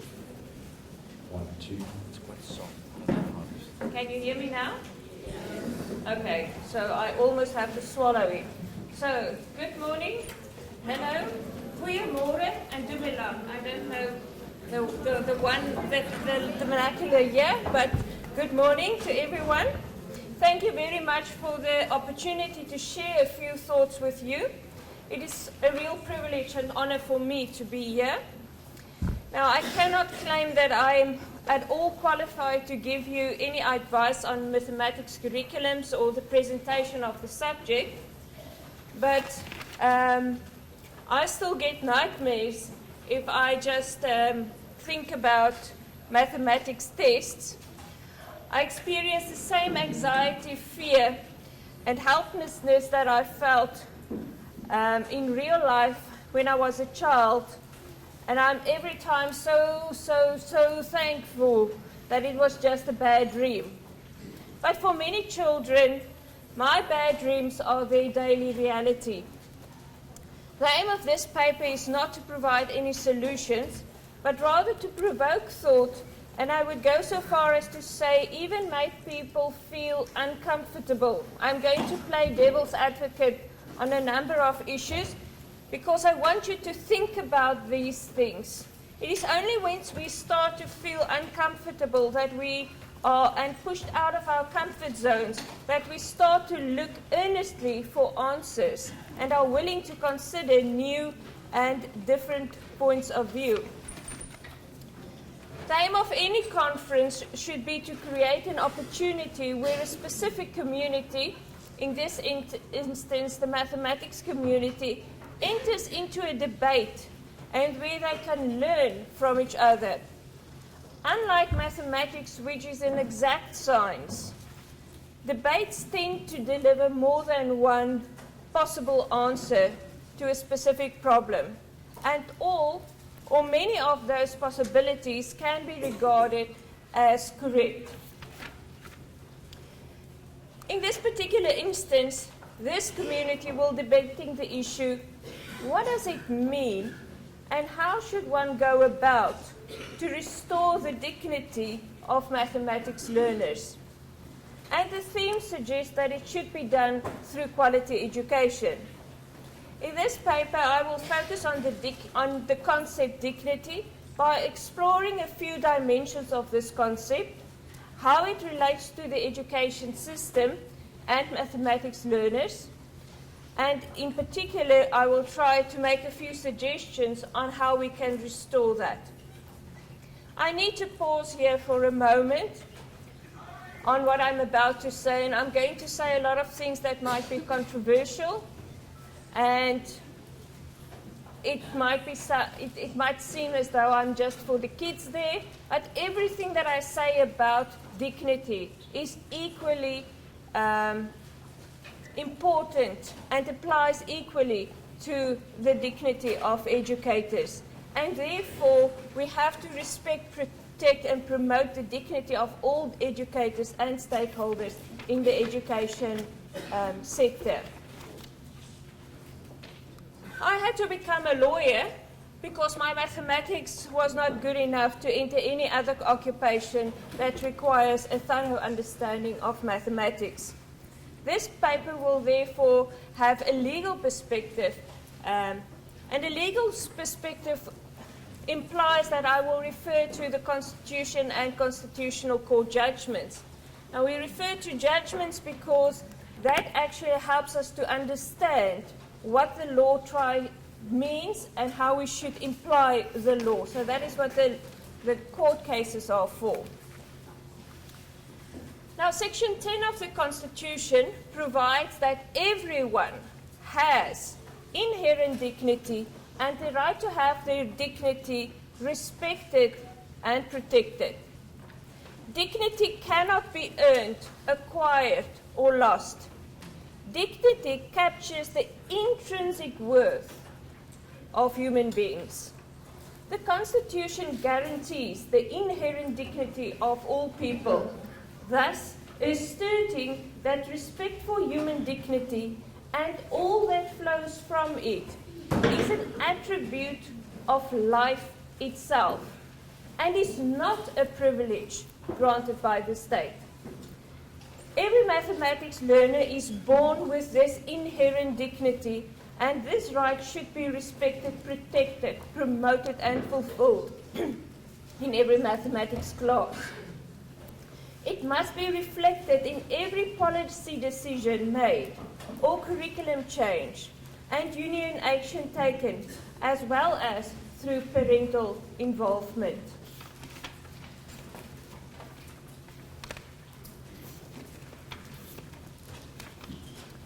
Now, when I look at this and at the conference theme, we said that dignity is to be restored. Now, if dignity needs to be restored, then it is actually, your conference theme is actually an indictment. Why do we need to restore the dignity of learners if they have inherent dignity? Who infringed on their right to dignity? How serious is this infringement of their right to dignity? Is there any mitigating circumstances for this infringement of their right to dignity? Are there any aggravating circumstances for this infringement? What should be the punishment for people that infringe on the dignity of others, and in this particular instance, on the dignity of learners? Should we give them a fine? Should we sentence them to jail? Should they pay damages? Should they do community service? So, how are we going to restore this dignity? And I hope that by the end of this conference, I don't have the answers now. And it's not my intention to give you.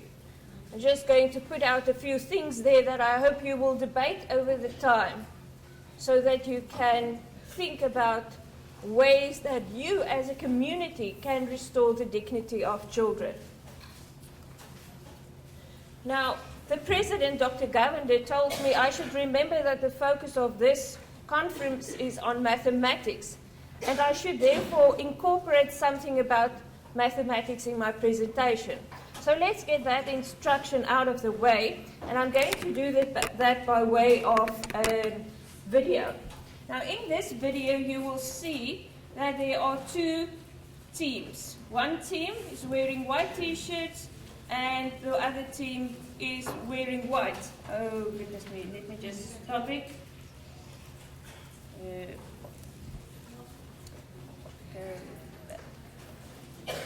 The one team is wearing white and the one team is wearing black. Now they're passing a ball, and I want you to focus very closely on the team wearing white t-shirts. Okay? Count the number of times that the ball passed between the people, not the people in black, just the people wearing white t-shirts. The times that they passed the ball, not the times that they bounced the ball. Okay. Why is this not working? There we go. There we go.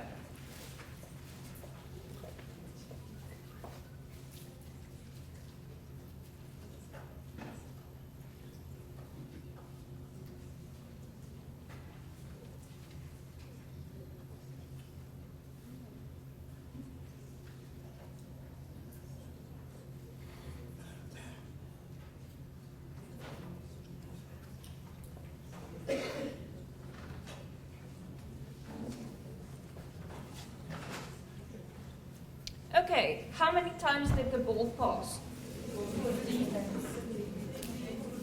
14, 15. Okay, I thought you guys can count. You math teachers. You can count. But why do you get to different numbers? Okay, never mind. Did you see the gorilla? Who of you didn't see the gorilla? There was a gorilla. Did you see it? How many of you saw it? How many didn't see it? Okay, you believe me? Okay, let's look closely now. There was indeed a gorilla.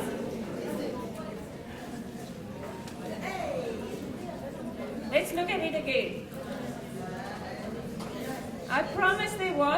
Trust me, I'm a lawyer. There was a gorilla.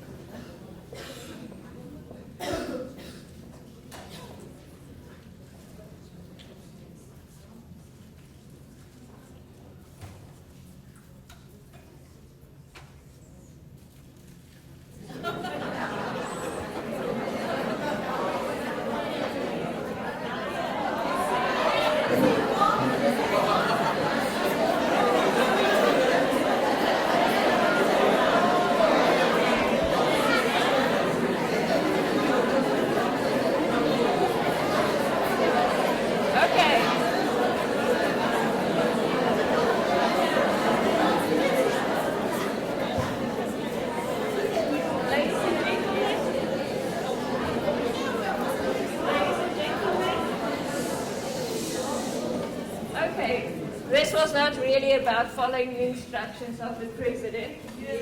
It was merely to show you that so often we are forced to focus on a specific thing that we miss out on very important things, and that can be very dangerous.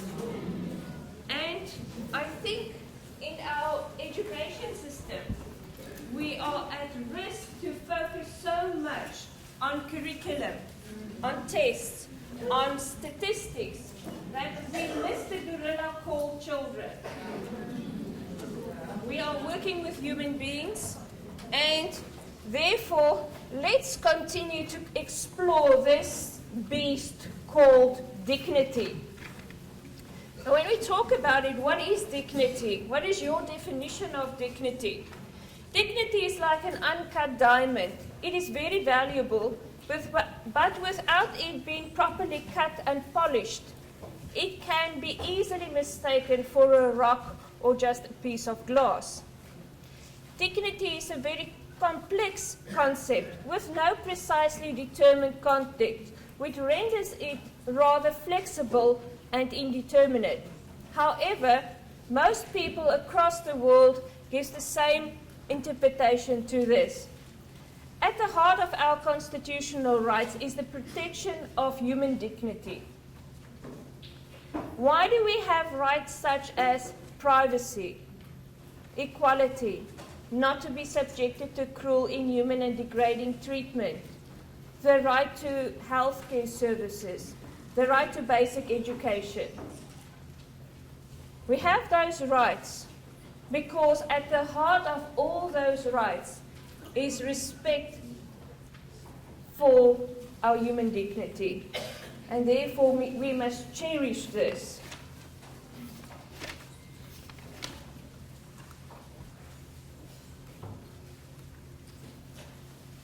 We have to look at this this diamond, and we will discover that it has multiple dimensions.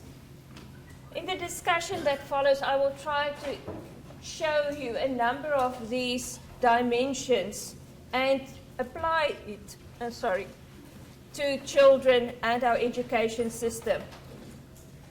Dignity is regarded as the cornerstone of the South African Constitution, and although rights cannot be prioritized, the court held in the Makonyana case that the right to life and dignity are the most important of all human rights and the source of all other personal rights in the Bill of Rights. By committing ourselves to a society founded on the recognition of human rights, we are required to value these two rights, the right to life and the right to dignity, above all others. The court continued and said, the right to life incorporates the right to dignity. So the right to human dignity and life is intertwined. The right to life is more than existence. It is more than being able to just breathe. It is more than organic existence. It's more than being not a debt. It is a right to be treated as a human being with dignity. Without dignity, human life is substantially diminished. Without life, there cannot be dignity. Dignity, therefore, has a clear quality of life dimension. There are many people in South Africa who seem to be unable to break free from the cycle of poverty in their families and the humiliation that accompanies poverty. Research indicates that this is often due to a lack of skills and or resilience to improve their desperate situation. To deny people the opportunity to improve the quality of their life through education would constitute an infringement of the right to dignity. This emphasizes the need to address current challenges regarding mathematics and science, since these subjects are pivotal to the growth and development of developing countries such as South Africa. The Ambrosius indicates that education is a strategy created by society to promote creativity and citizenship. To promote creativity implies helping people to fulfill their potentials and rise to the highest of their capabilities. To promote citizenship implies showing people their rights and responsibilities.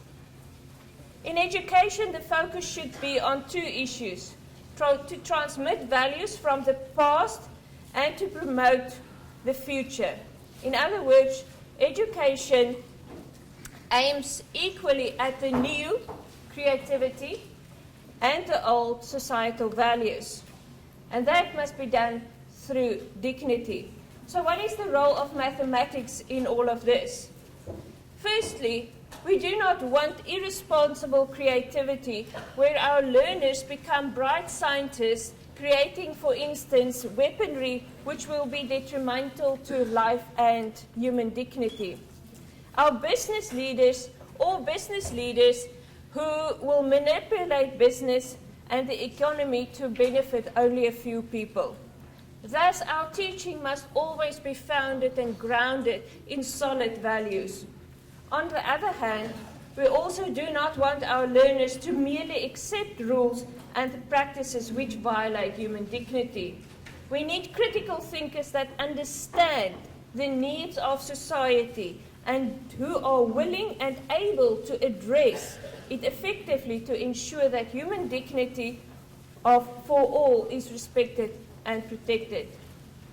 Maybe when we rethink the reasons for presenting mathematics and the possibilities that mathematics literacy opens to us, we would be motivated to find creative ways to improve the teaching and learning of mathematics. Just a few examples to illustrate this point. The majority of our people live in inhumane conditions without proper water and sanitation services. They have to endure the harsh realities of being cold, wet, exposed to the dangers of jam-packed in squatter camps and mud everywhere when it rains. Lately, we are confronted with numerous reports of raw sewage running in the streets and leaking into our rivers. Our medical services frequently fail the most vulnerable in our society, and medical professionals often are overworked and underpaid. We are dependent on foreigners to staff our hospitals, while thousands of South Africans are unemployed due to a skills shortage. Our newspapers are filled with reports of poor financial management, the lack of entrepreneurs, organized crime, unemployment, racketeering, corruption, mismanagement and theft of taxpayers' money, and the final pin in the coffin, the recent downgrade to junk status. A lot of things is not the way that we hoped for in the new South Africa. Instead, we have to realize that eventually ordinary citizens like me and you who are properly skilled will have to pull their weight to change things around. The role of educators and mathematics teachers in particular cannot be overemphasized. Mathematics and science are crucial to ensure that we have medical professionals, engineers, quantity surveyors, building contractors, scientists to manage scarce resources such as water and electricity, agriculturalists who can ensure food security, and economists who have to assist and to grow our economy and to steer us out of the current junk status. Well, even lawyers need mathematics. Bringing white-collar criminals successfully to book require not only a thorough understanding of the law, but also of mathematics and things about bookkeeping, interest, and other calculations.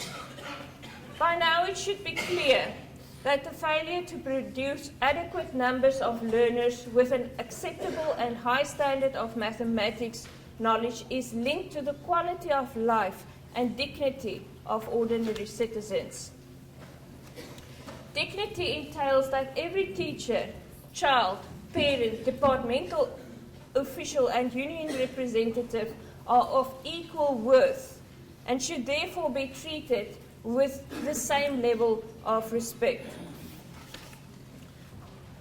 Let's look, for example, at the worth of parents and the respect that we show them in our education systems. Parental involvement is crucial to the development of children and to address challenges experienced by them. Parents are often uninvolved in the education of their children and are criticized by educators for this failure. The educators may even feel that why should I bother about this child's educational barriers if the parents don't care? However, that is only one dimension or perspective of this issue. It is important to investigate the uninvolvement of parents. Recent research indicates that some parents do in fact want to be involved in the education of their children, but due to their own illiteracy, they feel too insecure to approach educators with their children's learning barriers. And this raises questions. Are parents feeling welcome at your school? Are parents seen as equals, or are they mere instruments that should deal with their misbehaving children? What can schools do to promote the dignity of parents and to ensure that parents will play a meaningful role in the education of their children? On the other hand, parents also need to step up and ensure their children know what it means to respect themselves, others, and the learning environment. Thus, to enhance the dignity of children and learners requires a respectful relationship between educators and parents.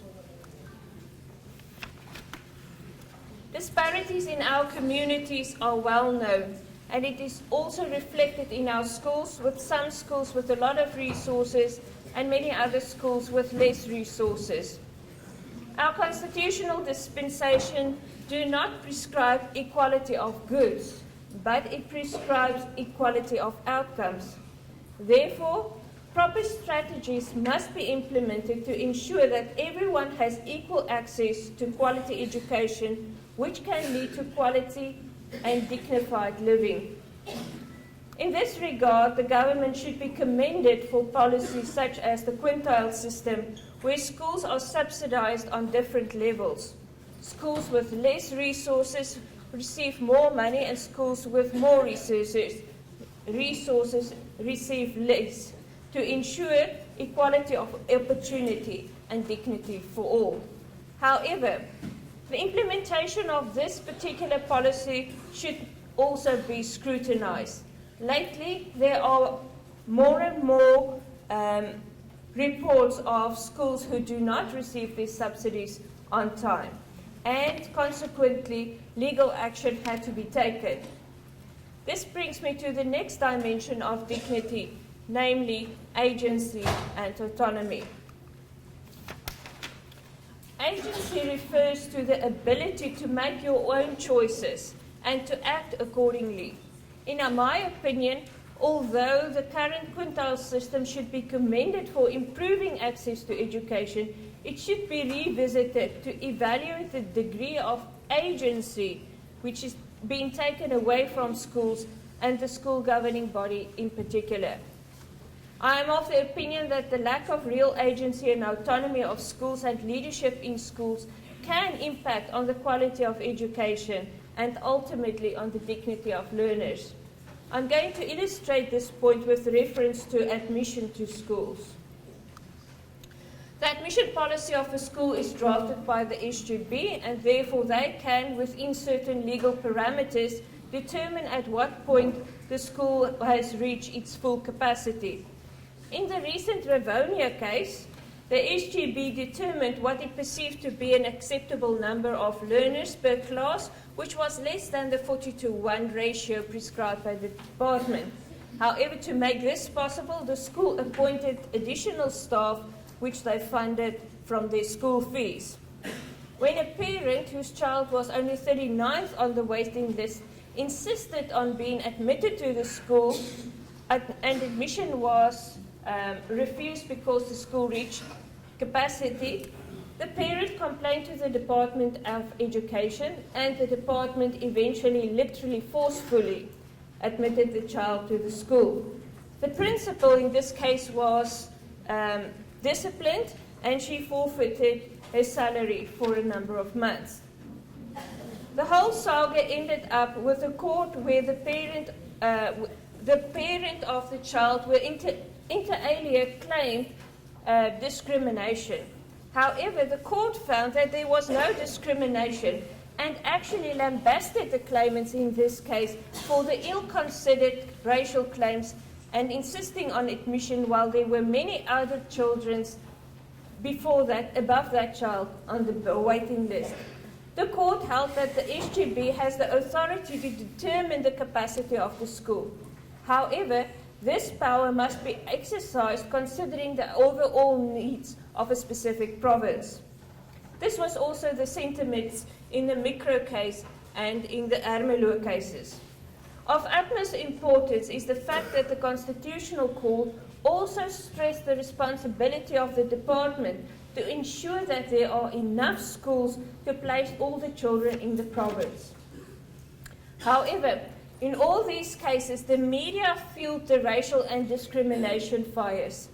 The perception that these cases are due to discrimination are strengthened by the fact that the vast majority of education law cases are brought by quintile 4 and 5 schools who have the financial means to enforce constitutional rights through the courts. My question is it only quintile 4 and 5 schools that experience problems with the Department of Education, or do other schools also experience problems with the department? What do you think? Do you experience problems, quintile 1, 2, and 3 schools? Yes, you do experience the same problems. Why are your cases not in the media? Why is it not in the courts? For the simple reason you don't have the money to go to court to enforce your constitutional rights. That is the reason why you can't go to court. And in that way, your autonomy and your agency and your dignity is infringed upon. And that leads to the fact that you are unable to protect your own rights as well as the rights of the children in your school. And this point is evident from this following quote, where it was said when a principal complained, and they said, principals are afraid of losing their jobs and are intimidated by the Mpumalanga Department of Education if they try to expose the irregularities of overcrowded classes. Another example, in a Free Eastern Cape school, the principal, and you can go and Google photos of overcrowded schools, there's lots of it. Okay, in this school, there are 205 grade 11 learners in one class. The school said they have lodged complaints to the education department for several years, but as yet have not received a reply. Therefore, the Legal Resource Centre approached this court on behalf of the school. Why? Because the school don't have the money to do it. To force the department to build extra classrooms and appoint more teachers. The department's response to the media is shocking. The spokesperson said the principal ignored the department's order that there should be a maximum of 40 children per class. Okay? More alarming is the threat made towards the principal of this high-performing 100% pass rate for this school, and I quote, this is what the spokesperson said: the department takes a dim view of instances where principals ignore departmental regulations and allow too many learners in. We've taken a position that we are going to charge principals who ignore regulations. It is completely unacceptable, said the spokesperson. My question: and where should the access learners go? What about their right to education and dignity? What about the department's responsibility to ensure that there are enough schools and classrooms? To strengthen my argument that schools' agency and autonomy is infringed on, I want to refer you to other cases that dealt with infrastructure, the delivery of textbooks and stationeries and post-establishment. All these cases were brought by non-governmental organizations, such as Equal Education, Section 27, the Legal Resource Centre here in Grahamstown, and the Centre for Child Law. Surely all these schools first complained to the department. Why did the schools not approach the courts when their complaints to the department fell on deaf ears? They didn't have the money to do that. In my opinion, it's because these schools do not have the money to approach the courts to resolve their conflicts with the Department of Education. And cheaper conflict resolution mechanisms such as tribunals or an ombudsman is not available. Now, okay, what does all of this have to do with education and mathematics?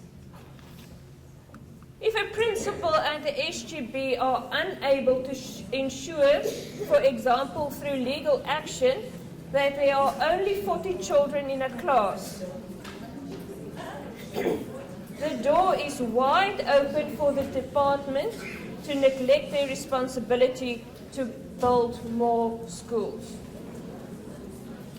This results in schools being forced to admit way more learners than what the school has capacity for, and the educator-learner ratio spirals out of control.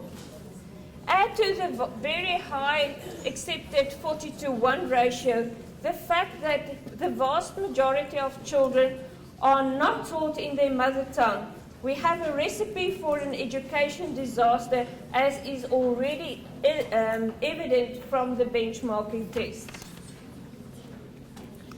To teach difficult subjects such as mathematics, the ideal is smaller classes where individual attention can be provided. 150 grade 1 learners in one class? Really? In my mind, that teacher in that class is relegated to a glorified childminder with an impossible and inhuman responsibility. The reality is that school fee-free schools are not really in a position to protect the learners against the infringement of their dignity because they lack the financial means to enforce their right to autonomy and agency. The magnitude of the overcrowding becomes more evident when one looks at the numbers of learners who are taught in overcrowded classes. It is appalling that this year, 55,000 learners from Gauteng are stuck in overcrowded classrooms, despite the department's promise to the Constitutional Court in 2009 that it will spend 40% of its annual budget on building new schools. Only 20 schools have been built by the Gauteng department since 2014, and 23 schools were closed. In 2014, there was a backlog of 160 schools in the Gauteng province, and the backlog is still growing. In all fairness to the Gauteng Department of Education, one should add that in 2015 there were more than 2 million pupils in Gauteng schools. That is 300,000 more learners than in 2009. In the Western Cape province, the Western Cape province actually built 98 schools since 2009 and has made mobile classrooms available for the influx of pupils to the Western Cape. Since 2009, 230,000 additional learners came to the Western Cape.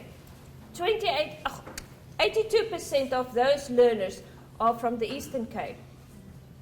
It is no secret that education in the Eastern Cape is experiencing lots of challenges, as it's evident from the numerous education-related court cases involving this province. To ensure quality education, children are sent from underperforming schools and provinces to high-performing schools and schools. But in this process, parents and children suffer the immeasurable pain of being separated. Children spend only a very short time in their parents' home where they can be loved, cherished, and taught values. That special time is shortened even further for many children who have to seek quality education in another province far away from their parents. In my book, that is cruel, inhuman, and undignified. This again highlights the importance of quality education in all provinces and in all schools. The consequences of overcrowding is well known.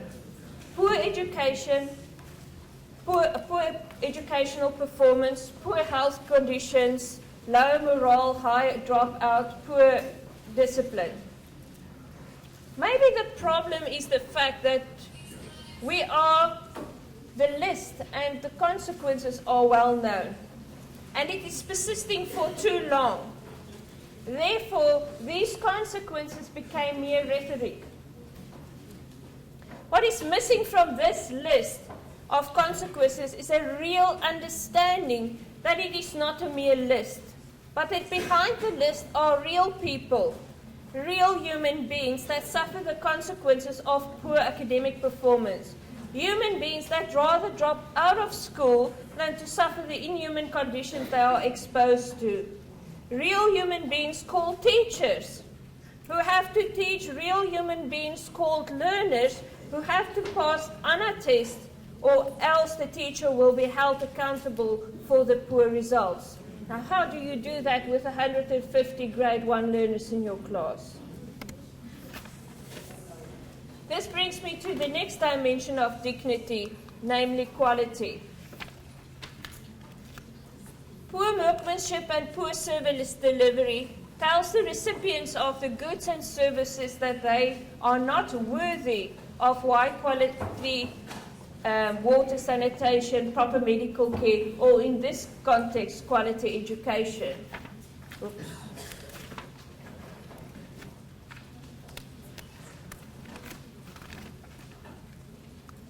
The right to dignity entitles everyone to claim that they are entitled to quality, which includes quality education, because I'm a human being. And because I'm a human being, I'm worth it. This is the wonderful and agreeable part of the dignity concept. Although we all possess inherent dignity in theory, the manifestation of our dignity is dependent on the actions of others. This is also where the infringement of our dignity occurs. In the education context, the dignity of learners is affected by other stakeholders, and it is clear that it is mostly due to the actions or inactions of others that our dignity is infringed upon. The lack of urgency is to give effect to the dignity through quality goods and services is visible in the inaction of the national and different provincial departments of basic education. 23 years after democracy, we still have mud schools, dilapidated schools, schools without proper water and sanitation and other essential resources. And non-governmental organizations have to take it upon themselves to force the government and hold the government accountable. I'm of the opinion that if the dignity of teachers and learners of South Africa are a real concern for our government, it would be unnecessary to take the government to court on important issues such as the non-delivery of textbooks and stationery. It would not be necessary to force the minister to set proper standards for infrastructures. Declared standards will be an unequivocal declaration of what the minister deems the teachers and learners are really worth. Furthermore, it will be easier to enforce because deviation from the standard will be much easier to prove. Failure to advertise and fill posts is another example of inaction. These cases are indicative of the fact that the government actually tried to defend the indefensible with taxpayers' money. Government lost all these cases and had to pay exorbitant legal fees. These and other cases actually say to the people, you are not worth it, that we pay taxpayers' money on proper infrastructure for your school. You are not worthy to ensure that your children have textbooks and stationery and eventually have a proper education. You first have to go to court to prove that you are worth it. In my opinion, that is a blatant infringement of the people's dignity to waste money on indefensible court cases, luxury cars, VIP protection services, and other dodgy deals. Unfortunately, it is not only the Department of Education whose actions indicates to learners that they are not regarded as worthy of respect and dignity. Some educators also send that message loud and clear to learners. Curriculums are not completed because teachers are absent. Absenteeism is particularly prevalent on Mondays, Fridays, and the last day of the month. On any particular day, 10 to 12% of teachers are absent from school. This translates into 39,000 absent teachers per day. On average, teachers are 19 days per year absent from school.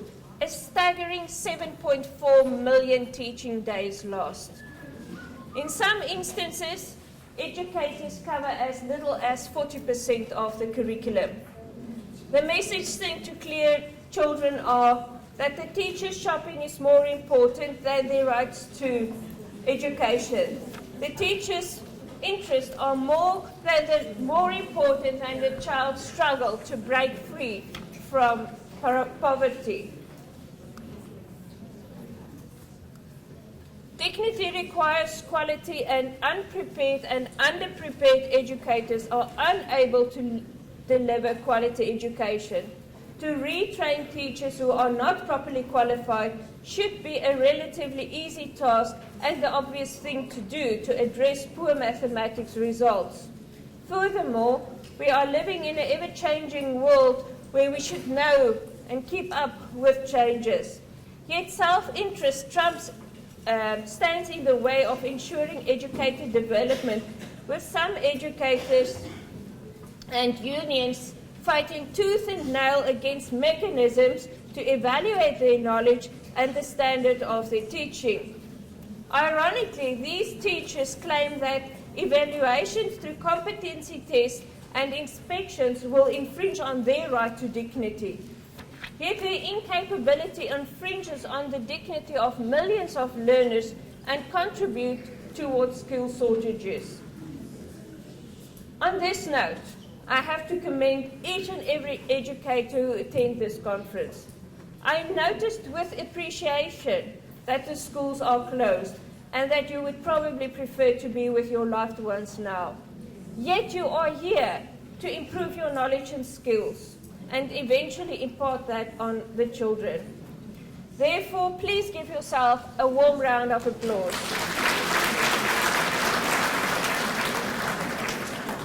By now, you should know that if you don't do it yourself, nobody else will. As a parent, I salute you for your dedication, your commitment, and sacrifices. Back to the bad stuff.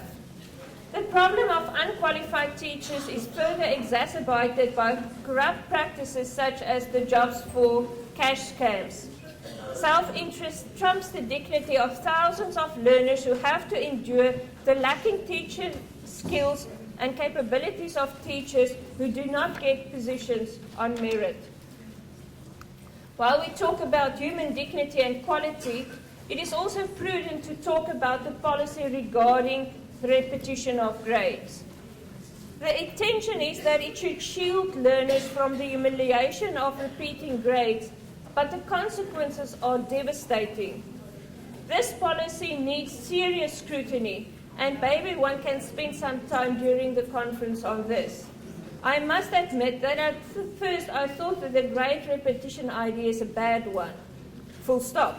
However, there seems to be reputable research that indicates that there are actually advantages to limit grade repetition. Whoa, before you shoot me for this point of view, I must also add that the successful implementation of this policy requires way more than what our education system offers. This policy is copied from developed countries, where the teacher-learner ratio is much lower, even as low as 17:1. In many instances, the educators also have a teacher assistant available in the class. Furthermore, other professionals such as occupational therapists, social workers, and psychologists are available to assist the child with other barriers to educational progress. In all, if all these support mechanisms are in place, I would agree 100% with this implementation of this policy.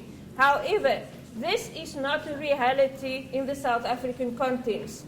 If you have 40 learners in a class, you are already at risk. What if you have 150 learners in your class? Serious debate is necessary. So what do we do to respect and promote learners in these circumstances? What are the long-term educational consequences of these policies? Many teachers would rightly claim that this policy creates fertile ground for mediocrity, ill discipline, and disrespect and irresponsible conduct on the part of learners. The sense of mediocrity is further cemented with a policy that determines that if learners obtained a mere 30% for a subject, they still pass it. Why do we patronize our children like that?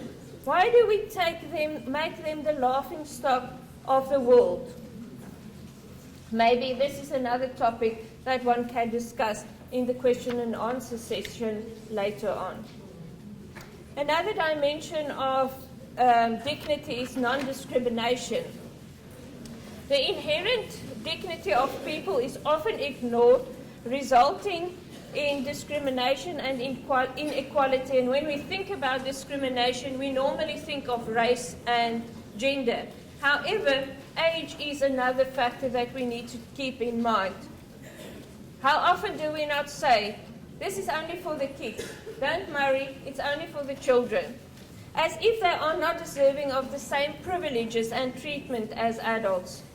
Next time you shout at the child, throw a book, or make an insulting remark, just think, would I have done the same if it was a parent, the pastor, or the principal?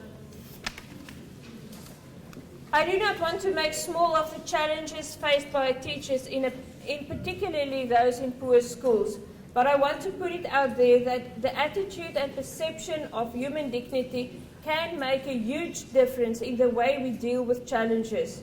Do we just give up, or do we really see the learners and their dignity and use that as motivation to try even harder?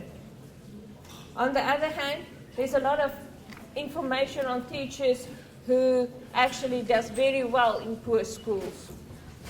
I've been harsh about educators' role in infringing on the right to dignity of learners, and I know I'm not in the trenches with you. Furthermore, I know that many, if not the majority of principals and others in management positions are former mathematics and science educators. This is indicative of the fact that math and science teachers have special talents and are highly respected in your communities. I therefore want to urge you to remember the importance of dignity whenever you are in a position to influence a policy or practice in your school. The Constitutional Court alerts us to the unlawfulness of objectifying people. Sometimes I get the impression that children are reduced to mere statistics and they become more objects, indicating the success of a system. There is so much present on passing unnoticed that we forget that it is all about people. Lately, we also see communities use children as stepping stones to settle political issues such as poor service delivery and municipal borders. Schools are burned down and without regard for the future of children, and therefore they are treated as mere objects to be toyed with. It seems as though adults have lost their moral compass and do not hesitate to misuse children for their own purposes. And in this regard, I want to remind you of the consequences of strikes and the impact of unions. The undue influence of unions is evident from the Fulmink report, which indicates that 2/3 of departments of education are effectively controlled by the unions. One should remember that the reason for the existence of unions are to ensure the best possible labor conditions of their members. Their focus is not children and their dignity. If unions have control over our education system, our children will not be in the main focus of their activities, and therefore our children's dignity is even further at risk. The most brutal example of the objectification of a person is when this mathematics teacher was gunned down. He was the front runner to become the principal of a school, and therefore he was gunned down. But it actually led to the fact that the children of that school is now deprived of a very capable person. I need to show you 2 or 3 more slides. Would that be, is that okay? I want to talk about self-identification and self-actualization, and a number of speakers actually talked about it. I just need to say, we really have to think about, why do every child need to have mathematics? Is it really necessary? And there I want to ask this question. Every child has unique talents, and the question is, why do we force children to have mathematics? If the mathematics is taught by a teacher who's not properly trained, in an overcrowded class, and there's no support from the department, is it fair to have that child take mathematics? And do we really, can we really develop the unique talents of those children? This brings me to the next one, freedom of choice. Is it really freedom of choice if you are forced to take mathematics in these circumstances? The question needs to be asked, is there a real choice? If there's not a real choice, there's no dignity. If children need to take mathematics by underprepared educators, there's no choice. and we actually send them to the proverbial slaughterhouse every time.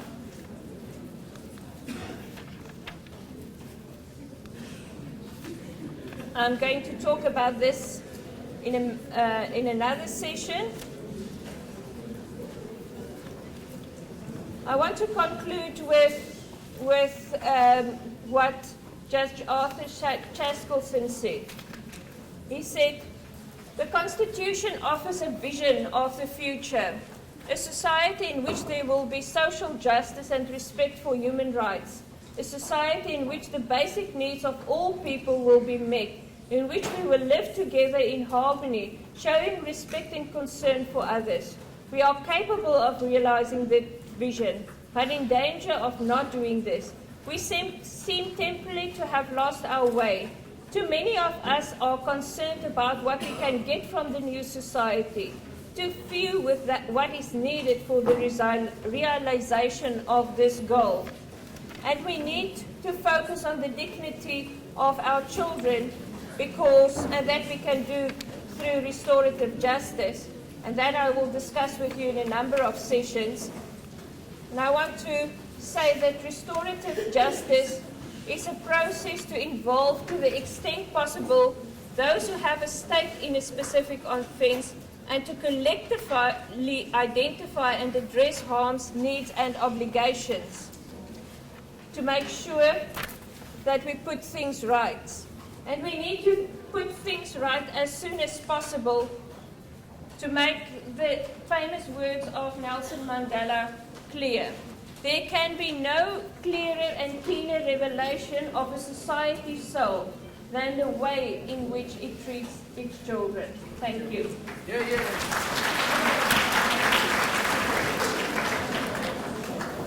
Sorry about that. Thank you. Ladies and gentlemen, please stay seated.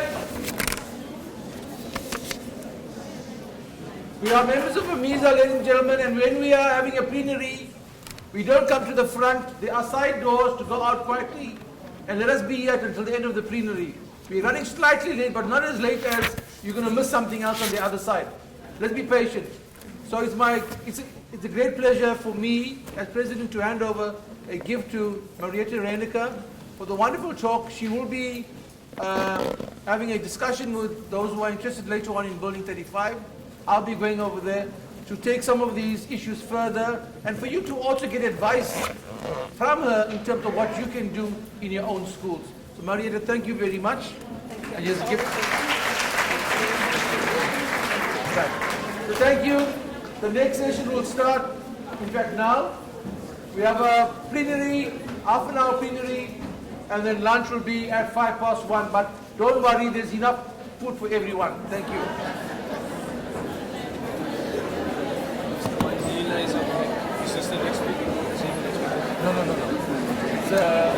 It's a short video.